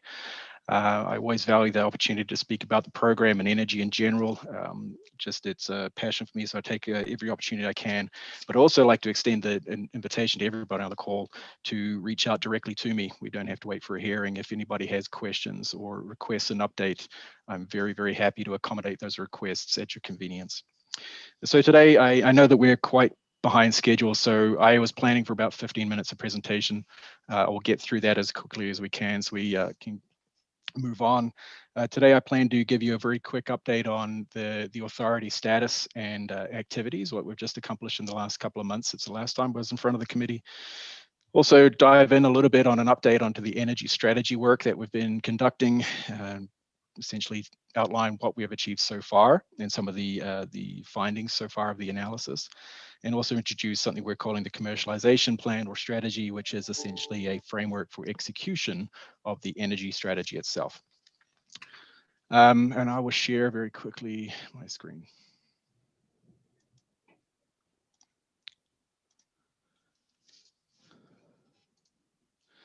So this slide is the update itself, and the 3 buckets: advocacy, coordination, and promotion, are really how we, excuse me, how we compartmentalize our day-to-day activities. So this slide is really just on the bread and butter work that we have to execute on a day-to-day basis.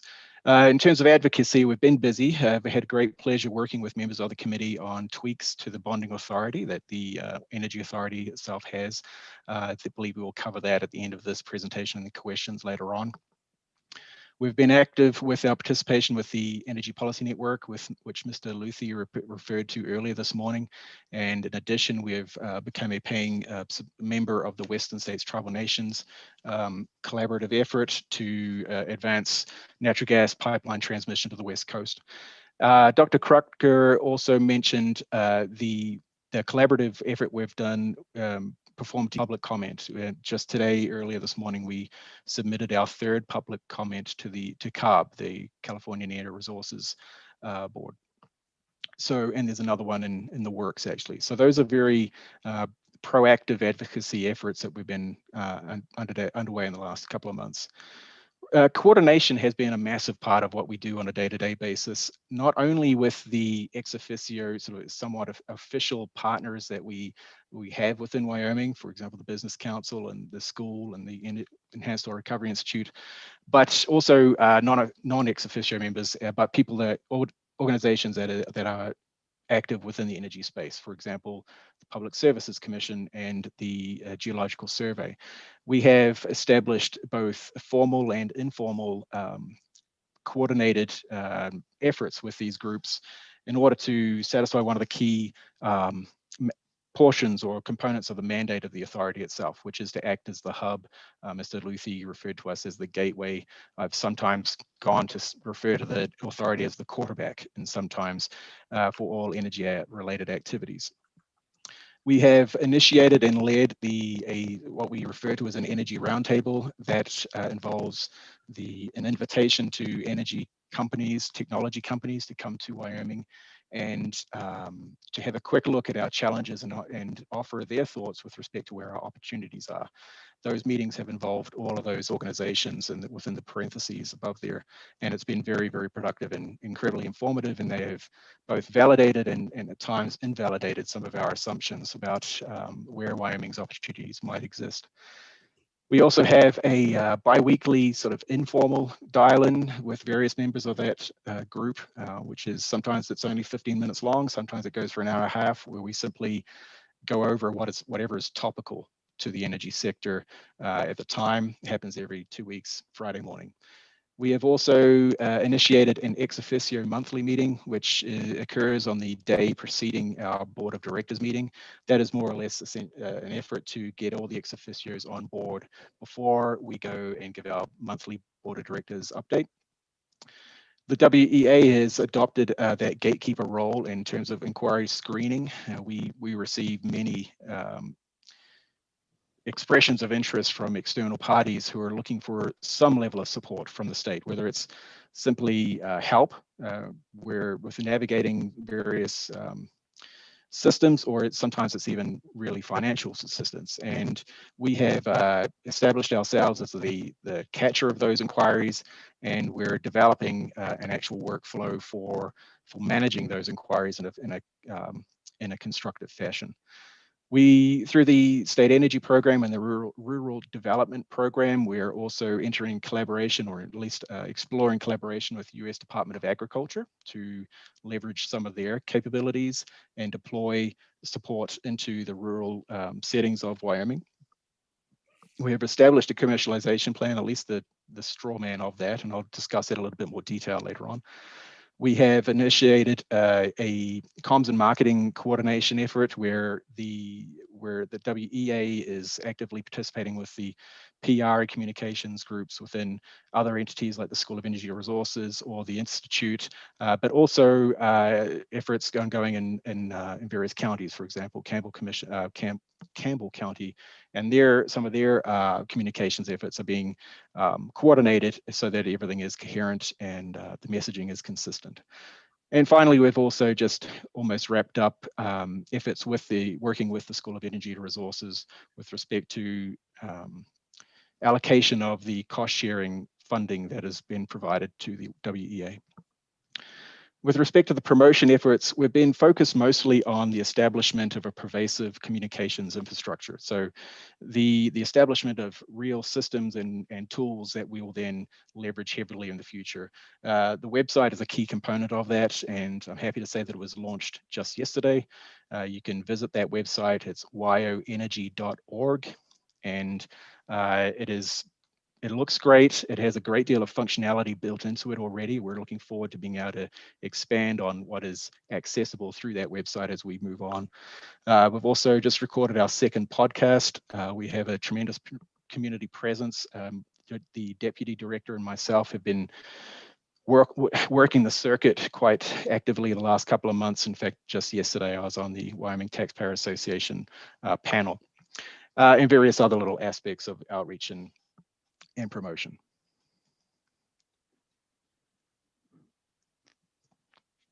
So shifting gear into the energy strategy itself, just to update people, this is a very clearly denoted aspect of the enabling language for the authority. We have been directed to develop, administer, update, and communicate the energy strategy itself. I like to describe that role as being the curator of the energy strategy. So we work with the governor's office, with this very committee, and we collect all the stakeholder inputs and develop the strategy and communicate it outwards. The undertaking is enormous. It is, I just want to draw attention to that fact that the energy economy in Wyoming has a commodity value in the order of $15 billion a year. And it's the third largest in the country. And if Wyoming were a country, it'd have an energy economy comparable to that of Norway. So it's sometimes interesting to try to look at the numbers and understand exactly what we're dealing with. Furthermore, this strategy, given the size of the economy and the influence it has on government revenues, for example, decisions that come out of the development of the strategy potentially will affect thousands of people, potentially thousands of jobs, not only in the energy sector, but also in our schools and our hospitals. So it's vitally important that we do a thorough and deliberate effort of developing the strategy moving forward. So questions, how do you start with this? The first thing you start with is a set of questions that you seek to answer. And this is their very list. So what exactly is public perception? Where are Wyoming's markets and which ones are the most important? It was actually difficult to find that out. We had to do the analysis ourselves in terms of which markets or commodity, let's say geo-commodity combinations are really the key providers to the welfare of Wyoming state and the citizenship. It's been a fascinating piece of analysis, and it has been sometimes very, very difficult to get hard numbers, but we've done our best. In terms of what is most important, the question becomes, what is it? Is it volume of commodity export or value, or is it actually return to the state?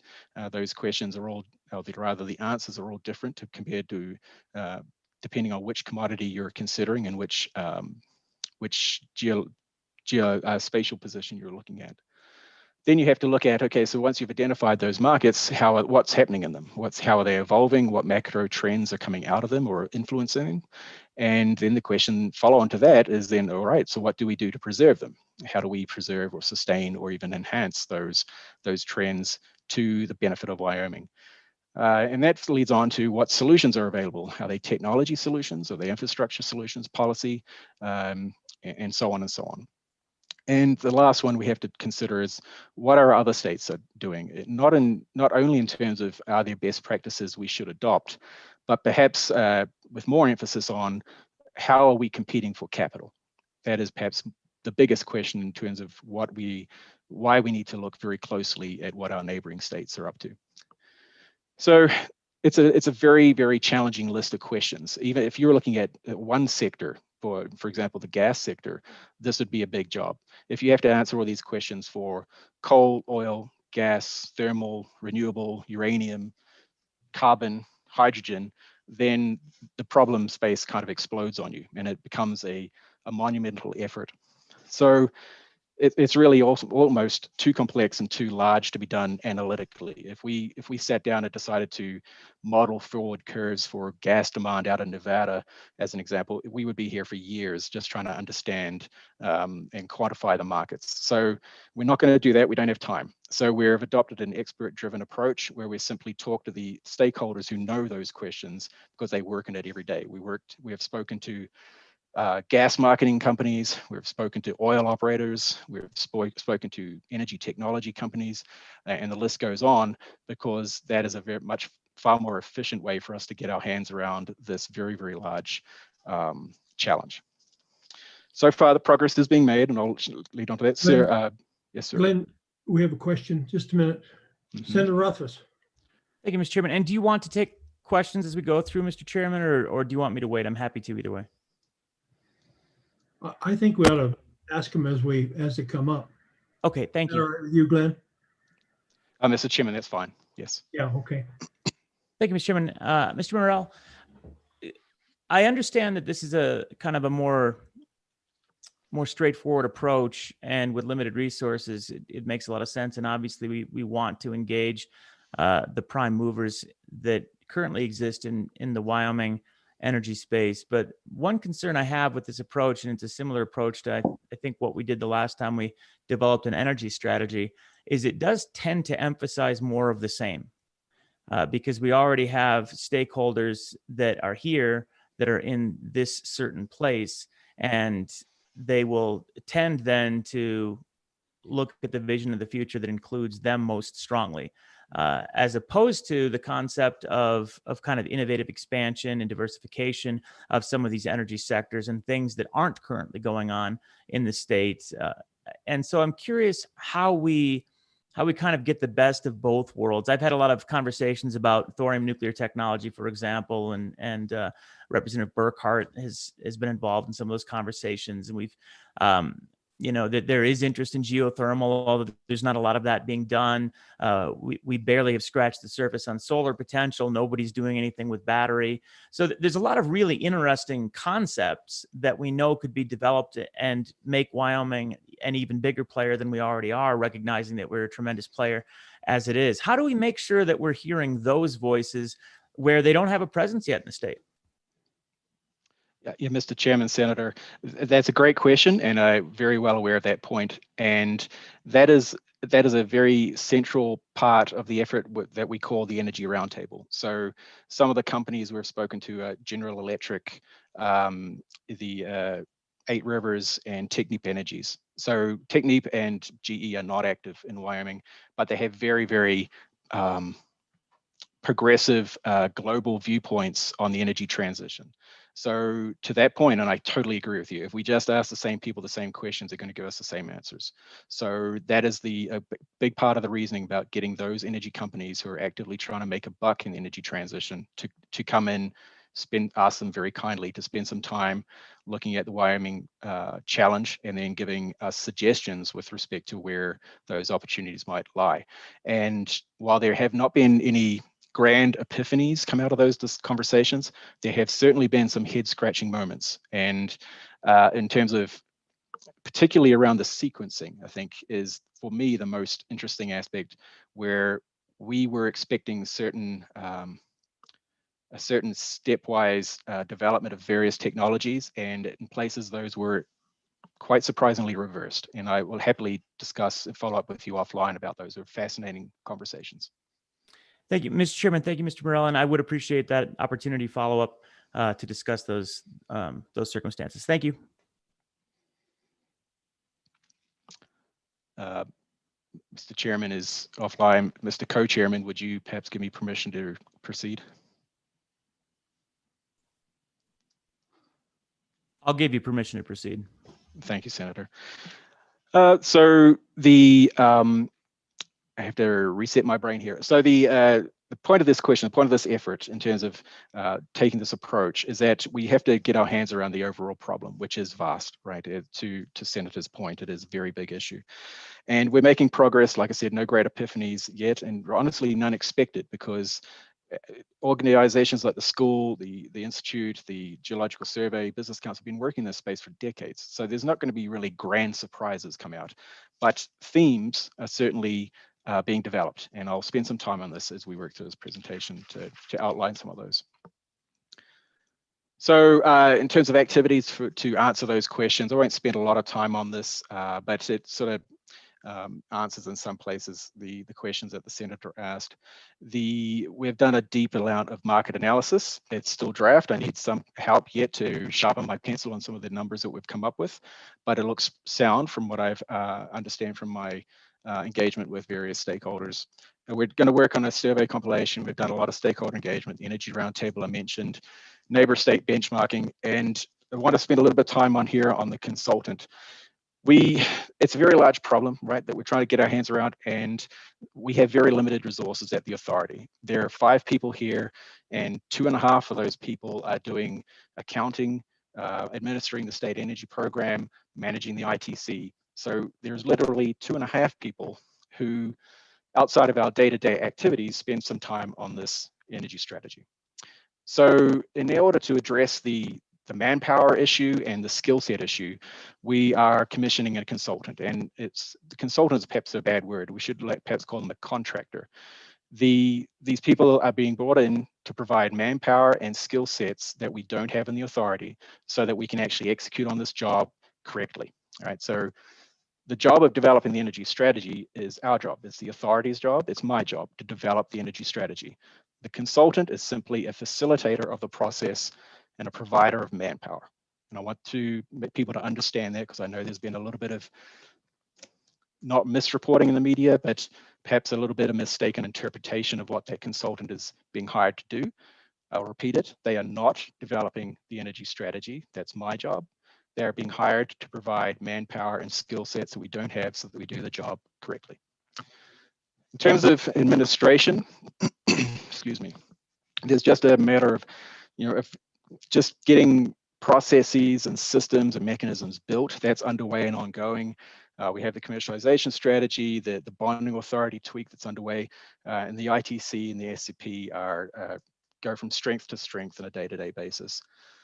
In terms of updates, not much to do yet. We haven't done it, but we are building tools. For example, the initiative map, which I'll show you as an example soon, is a dynamic document that enables us to frequently refresh our strategy and our initiative sets as we move forward. And the communication, like I mentioned earlier, a lot of that stuff is being borrowed from the authority infrastructure efforts just to provide the communication channels and mechanisms that are required to communicate the overall strategy in time. This is a quick example of some of the analysis we've done. Sorry, there's a question, sir. Representative McGuire. Thank you, Mr. Chairman. Question on the consultant. Where is the consultant from? i.e., is it an out-of-state consultant? And how much is the contract for the consultant? Mr. Chairman, Representative, sorry, thank you. We have not finalized the contract, so I'm not free to tell you the name, but the consultant that we're in negotiation with is a Wyoming-based consultant. The cost, also, I cannot share that directly with you yet because I haven't finalized the contract. It is in the tens of thousands, no more. And the funding for it is not from our general allocation. It is going to come from this state energy program, which has a budget line explicitly for energy policy development. Other questions? Hey, go ahead. Thank you, Mr. Chairman. The example sheet here, I do want to draw attention, this is draft. There are some of the things in here I would not like the committee members or the public who are viewing this to take to heart yet. We have to do our due diligence on some of the findings and directions that we have established. The mitigation and growth options and Wyoming actions are actually complete. I've actually actively redacted those findings from this slide simply because they're not ripe for public consumption yet. And when they are, I would be very, very happy to discuss them in detail, but now is not the time. And in fact, but if the committee and any members of the committee would like to discuss these things in more detail, welcome to do that at the appropriate moment. But it gives you a quick flavor of the level of analysis that is going into these subsectors and the overall energy industry. It is a comprehensive effort. In terms of outputs, this is the initiative map I mentioned. If it looks familiar, it is because I borrowed the format from the Business Council. They use this single slide process to present their overall strategy.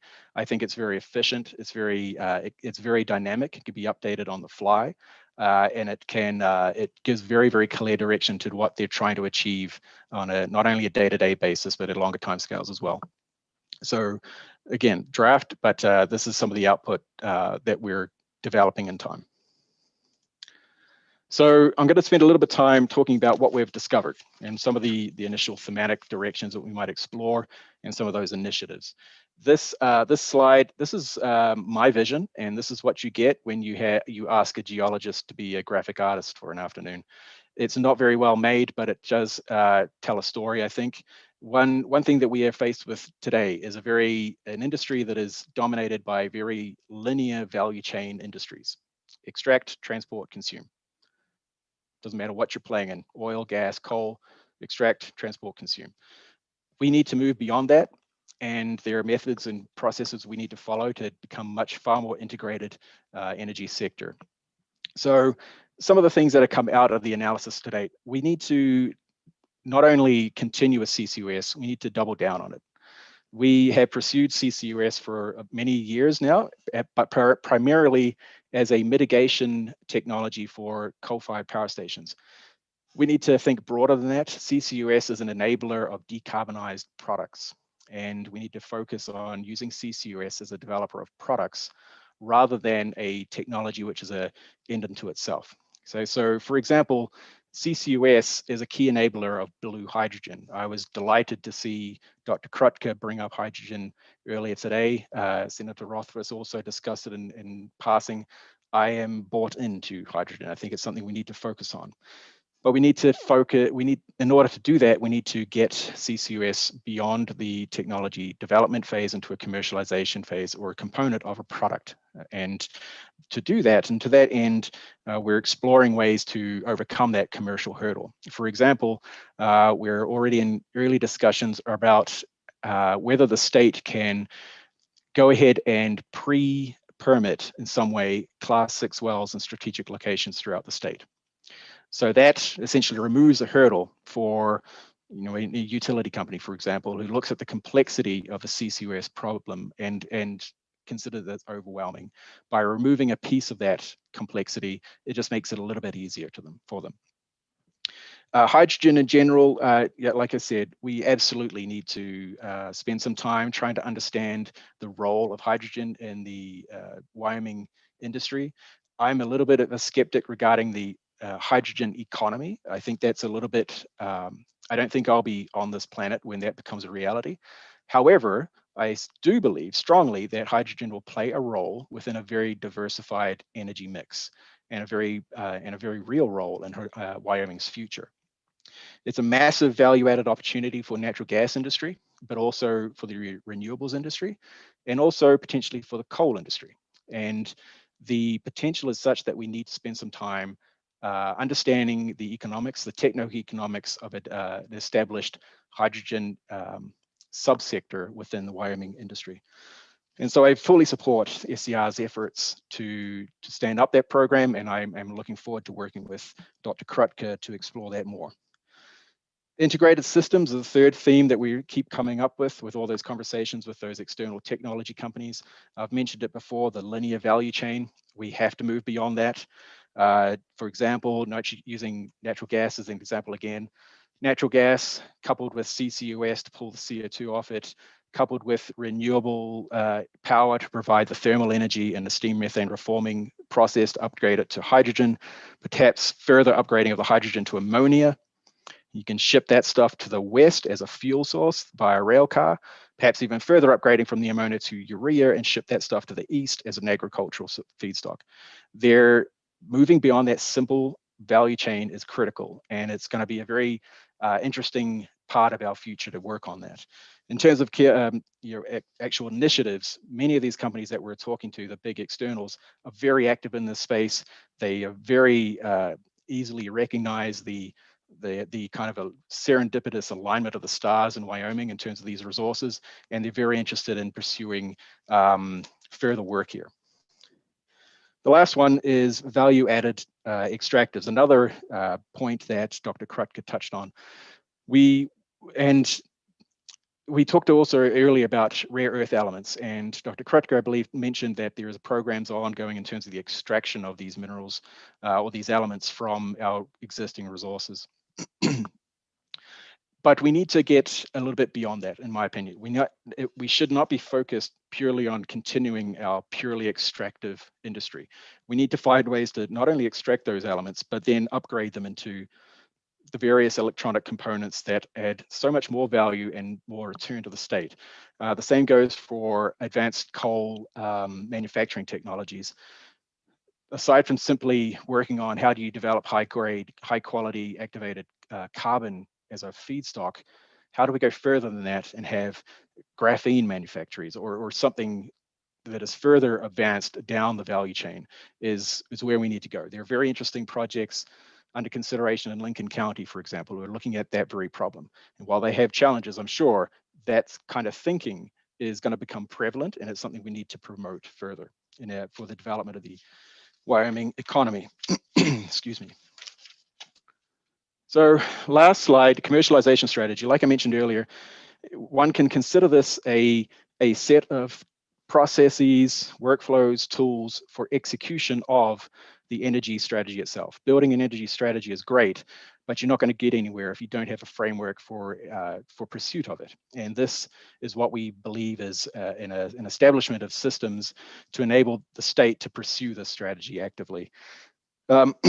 It's essentially an opt-in for other agencies at this point. We've done a straw man effort so far. We intend to work with the school, with the Enhanced Recovery Institute, and any other party that is relevant to develop this further, because we want their buy-in to it.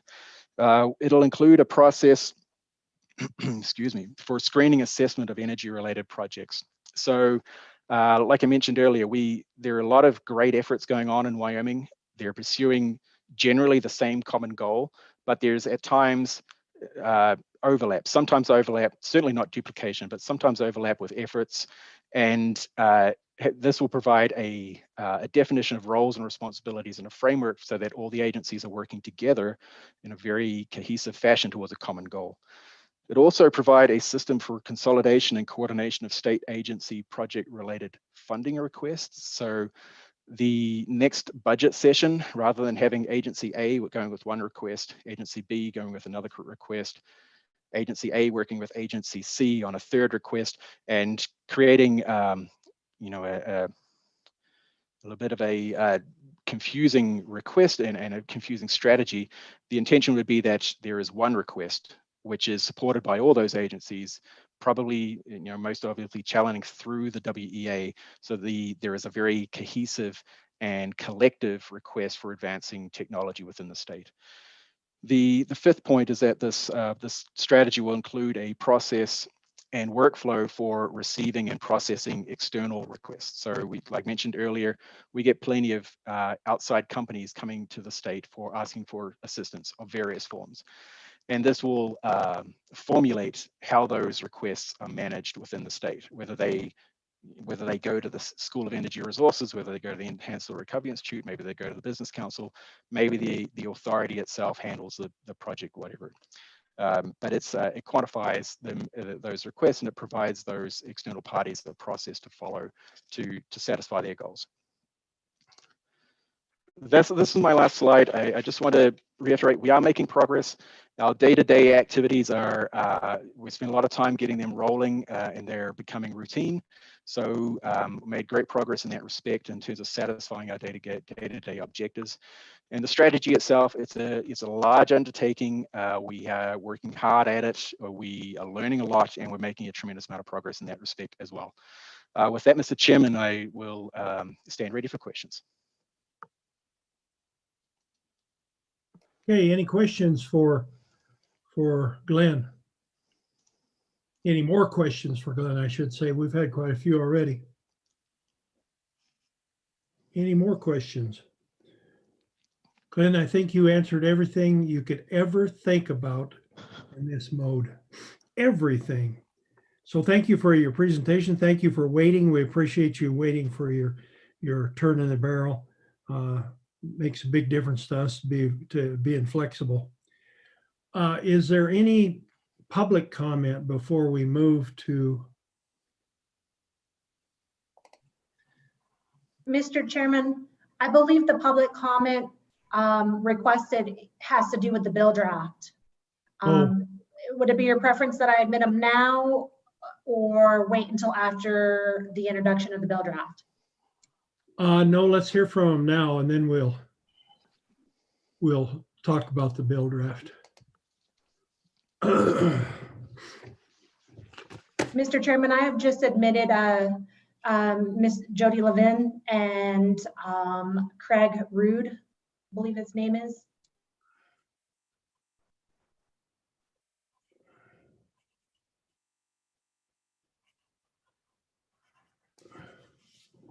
All right. Jody, you want to go ahead?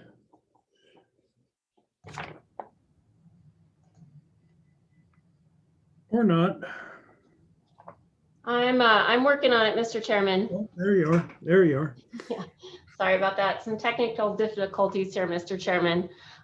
So Jody Levin on behalf of the Trona industry and the Wyoming Mining Association. Mr. Detai is not able to join this afternoon. I know he sent comments in support of the bill, but he did ask me to go ahead and relay those to the committee as well. Wyoming Mining Association stands in support of the bill, appreciates all of the work that Representative Burkhart and Representative Ayer have put into this, in addition to the Energy Authority's willingness to be open to this concept. On behalf of Wyoming Mining Association, there are two entities that are supportive of this concept, certainly the Trona industry, also some companies interested in developing rare earth resources in Wyoming. On behalf of the Trona industry, and I don't know if Mr. Root, I see him now, has joined, you will recall at the August committee meeting, I testified and introduced this kind of concept to the committee as something that I had been working on with Representative Burkhart on behalf of the industry. It's really the notion of, and I appreciate how odd this is, that you come to the Energy Authority when the Trona industry is actually mining and chemical manufacturing, but there's no other entity for the industry to go to in the state to kind of pursue this type of funding, financing, even resources within the Energy Authority. So I appreciate the work that the subcommittee, again, Representative Burkhart and Representative Ayer put into this. And they actually invited members of GENER to work with them and the Energy Authority in putting this draft together. So really that's all I have to say today, is just that on behalf of the Mining Association and certainly the entire Trona industry, they do stand in support of the bill and appreciate the committee's willingness to consider this topic.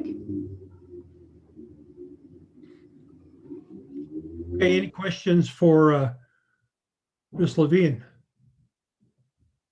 Any questions? Any questions? Any questions? Hearing none, let's move right on to Mr. Rood.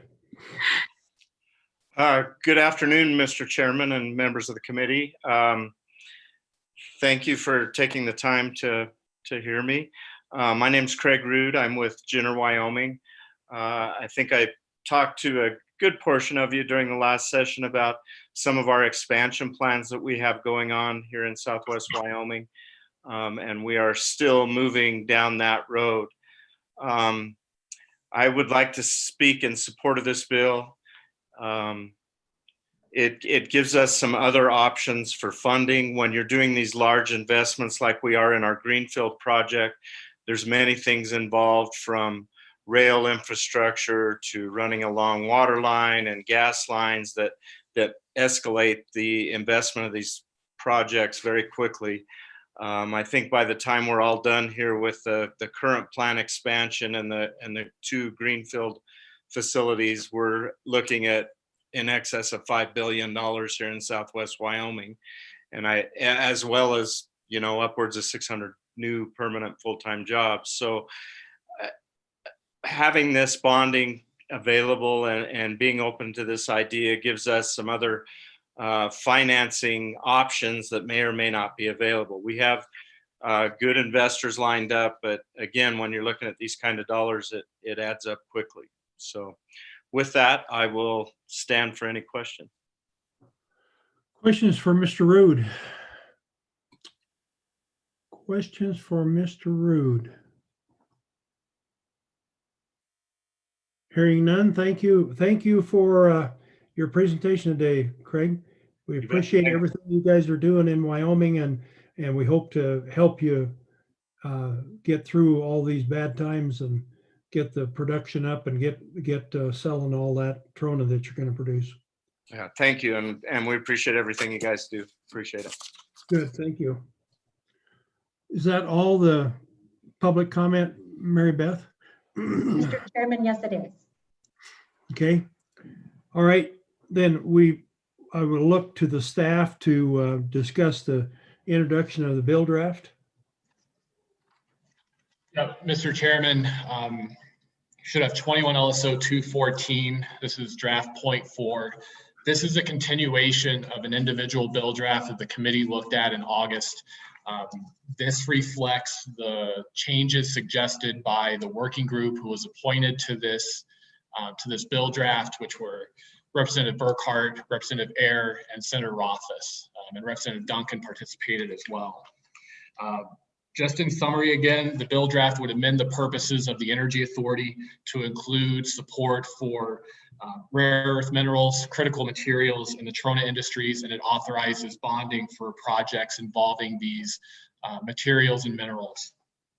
So running through the bill draft again briefly, page 2, line 8 amends the definition of associated natural resource or natural resource associated with energy to insert on page 2, line 8, the word mineral as part of that definition. And then on line 11, just inserts language to draw into that definition any other production or development that's contemplated in the Energy Authority statutes. Page 2, line 13 defines critical material as any substance used in technology or production that has supply risks and there isn't a readily available or accessible alternative in the United States. Page 2, line 18 defines rare earth mineral and specifies what elements are included for rare earth mineral. Moving on to page 3, line 5, in the purposes of the Energy Authority, a new paragraph is inserted to specify that the Energy Authority is created to support efforts to maintain and expand the rare earth minerals industry, the critical materials industry, and the Trona industry, and to maintain and expand the production of products and materials using those substances. And here there are 2 changes in this bill draft that were not present in the last version. So on page 7, or excuse me, on line 7 and line 10 of page 3, the term other mineral industries and other minerals is inserted in the bill draft, basically to make that paragraph and that purpose as broad as possible. On page 3, line 18, this is part of the other projects bonding statute and simply are conforming changes. It's striking a reference to subsection A, which was repealed in the 2020 bill that amended the Energy Authority statutes, and then just inserts a conforming reference to the new subsection here. And that new subsection, page 3, line 20, Just notes that the Energy Authority can issue and have outstanding bonds to finance facilities, infrastructure, and other projects related to the production, transportation, utilization, and distribution of rare earth minerals, critical materials, and trona and other other minerals in Wyoming. And two changes in this language. First, on page 4, line 2, the word utilization was inserted in terms of connecting to what those facilities and infrastructure can be constructed for. And then also on line 3, similar to the changes on page 3, other minerals is added in this bill draft. With that, Mr. Chairman, I'll stand for questions on the draft. Questions for Mr. Fuller? Co-Chairman Greer. Thank you, Mr. Chairman. And just a Mr. Fuller, point of clarification. And just so I understand, and the subcommittee may be able to chime in on this, but so I'm looking at critical material in that definition, and it seems to me that trona falls into that definition. But then we specifically reference trona there again on page 3 under 37.5503. Am I seeing that wrong? Is trona not a critical material by the definition on page 2? And I just asked that to make sure we're covering our bases. That's all. Mr. Chairman, Chairman Greer, my understanding with the specific insertion of trona, I myself am unclear to me as whether trona would fit that definition or not. I think the reason it's specifically referenced is to cover that base for sure. Representative Burkhart, you have a question. Mr. Chairman, I have a comment to answer the co-chair's question. Oh. If I may. Go for it. Thank you, Mr. Chairman. I don't think that trona specifically fits into critical material. There are some other countries that produce trona, not in the quantities the United States does, but they are available, and you can also make trona from synthetic materials, synthetic trona. The idea with critical materials are these things are relatively uncommon in the United States, or not available. Cobalt being one, comes from 2 sources in the world. If there was a supply in Wyoming, this would cover that. And that's the reason. Critical material, vanadium is a critical material, and Wyoming may have 2 deposits that are economically recoverable. So I wouldn't call trona critical material. I'd let it stand alone, but it is a very valuable product from Wyoming, a very valuable economic base to the state. I think Senator Rothfuss had a comment also. Senator Rothfuss, did you have a comment? And Mr. Chairman, I was just going to make this similar comment to Representative Burkhart, trying to make sure that there was that clear delineation. I think we need to have trona explicitly mentioned for the reasons that Representative Burkhart mentioned. Well, then we shall. Anybody else with comments or questions? Yes, Representative Furphy. Thank you, Mr. Chairman. Well, I need to understand how these bonds are going to be used. So could I understand how they're financed, what the security is, and definition of facilities, infrastructure, and other transportation distribution projects? Can I help me understand all of that, if you would, please? Certainly, we have people here who can make you understand. Who would like to help him understand? Mr. Chairman, I can start. Mr. Chairman, Representative Furphy, those terms are not defined in this article or the other article. So it would really be the plain meaning of those words.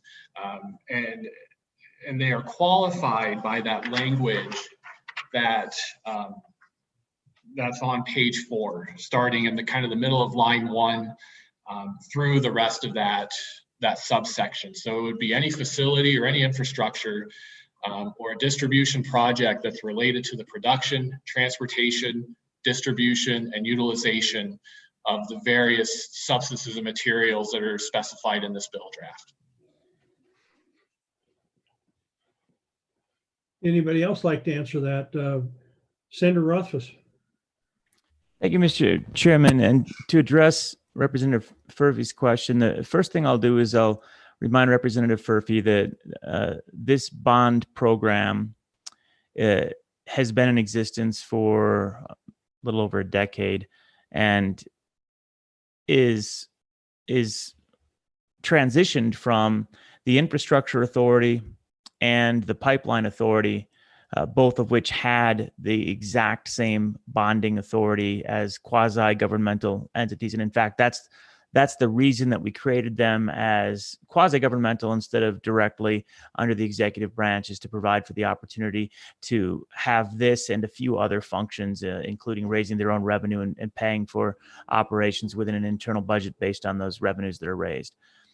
So it's not new. And in fact, the only changes really that are being made here are the inclusion of certain new project types that weren't previously included, which are basically focused on rare earths, other mineral development, the critical materials, and trona that would not have been able to be a part of a project before. So just to be clear, infrastructure as provided here and pipeline as provided here are previous statutory inclusions as far as projects that would have been allowed for the past decade under pipeline or infrastructure authority, and now energy authority with or without this legislation.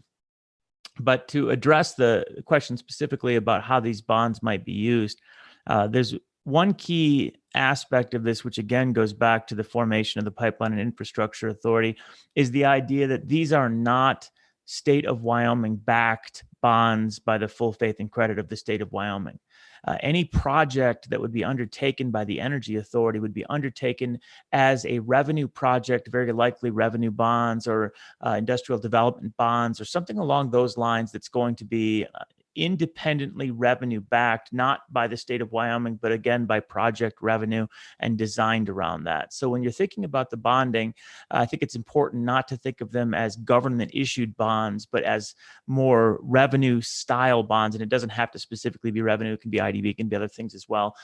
But thinking of it more on a project basis, which would then be coordinated by the Energy Authority, but not full faith and credit of the state of Wyoming. I think that addresses the questions that I recall. If there are any more, Representative Furphy, I'm happy to address them. Representative Furphy, go ahead. Yeah, that helped. Thank you, Senator Rothfuss. Let me ask, are these secured by, when it says facilities, are they secured by a mortgage on facilities, and the infrastructure? Do you take an actual security lien on the infrastructure? Mr. Chairman, to address that? Yes, Senator Rothfuss. I again, there's nothing explicit in statute that would require that to be the case, but and typically it would be primarily secured off of the revenue, but then I would assume it would be backstopped if you were issuing bonds that people had confidence in by whatever infrastructure was backing it. I mean, that's how I would assume it would be done. But again, there's nothing in the statute that says it has to be done that way. I guess I'd be surprised if it weren't done that way. And I see Representative Burkhart has his hand up. He might have some additional insight into that. Representative Burkhart, do you have some better insight? Thank you, Mr. Chairman. Just a reminder, this is only one small paragraph out of the whole section 600 in 37.5 600. And if you notice, it's we modified paragraph C, and then N is a conforming one. The entire section 600 covers all the bonding issues requirements in great detail. And we don't change any of those other than to include for conformance the critical minerals, rare earths, and trona in this. So the idea was not to address or modify the bonding issues, only to conform in there. And I think Mr. Fuller had some insight into that also. We specifically stayed out of the bonding issues. This is not, to me, a bonding bill. It's a bill that changes the purposes of the Energy Authority to expand it a little bit and give us some more leeway in developing the economy in the state. Mr. Fuller, you had some input. Yep, Mr. Chairman, Representative Furphy, to directly answer your question, it's 375603A. And that section states that first, the principal and interest on any bonds are secured by a pledge of revenues. And then I think subsection C or D of that section lets the authority require any additional security that it deems necessary.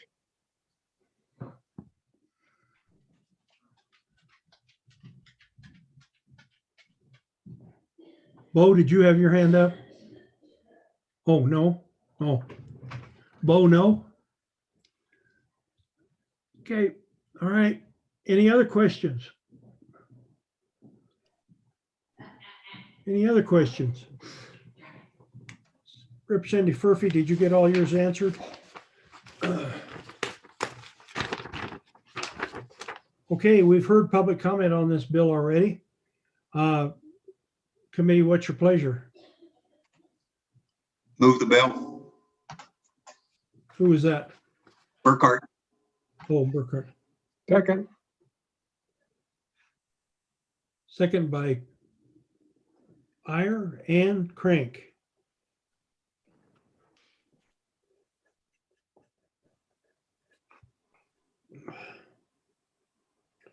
Any further discussion? Further discussion? Further discussion? Sensing none. Sensing the body's ready to vote. All in favor of the motions, lift your hand. Mr. Chairman, A roll call. Yes. this would be a roll call vote. Yeah, will right after we get done with this. Okay, we're done with that. Let's go to a roll call vote. Mr. Chairman, this is a roll call vote on 21 LSO 214 version 4 with no amendments. Senator Biden. Aye. Senator Coe. Aye. Senator Rothfuss. Aye. Senator Wasserberger. Aye. Representative Burkhart. Aye. Representative Crank. Aye. Representative Duncan. Aye. Representative Ayer. Aye. Representative Furphy. Aye. Representative Henderson. Aye. Representative McGuire. Aye. Representative O'Hearn. Aye. Co-Chairman Greer. Aye. Co-Chairman Anderson.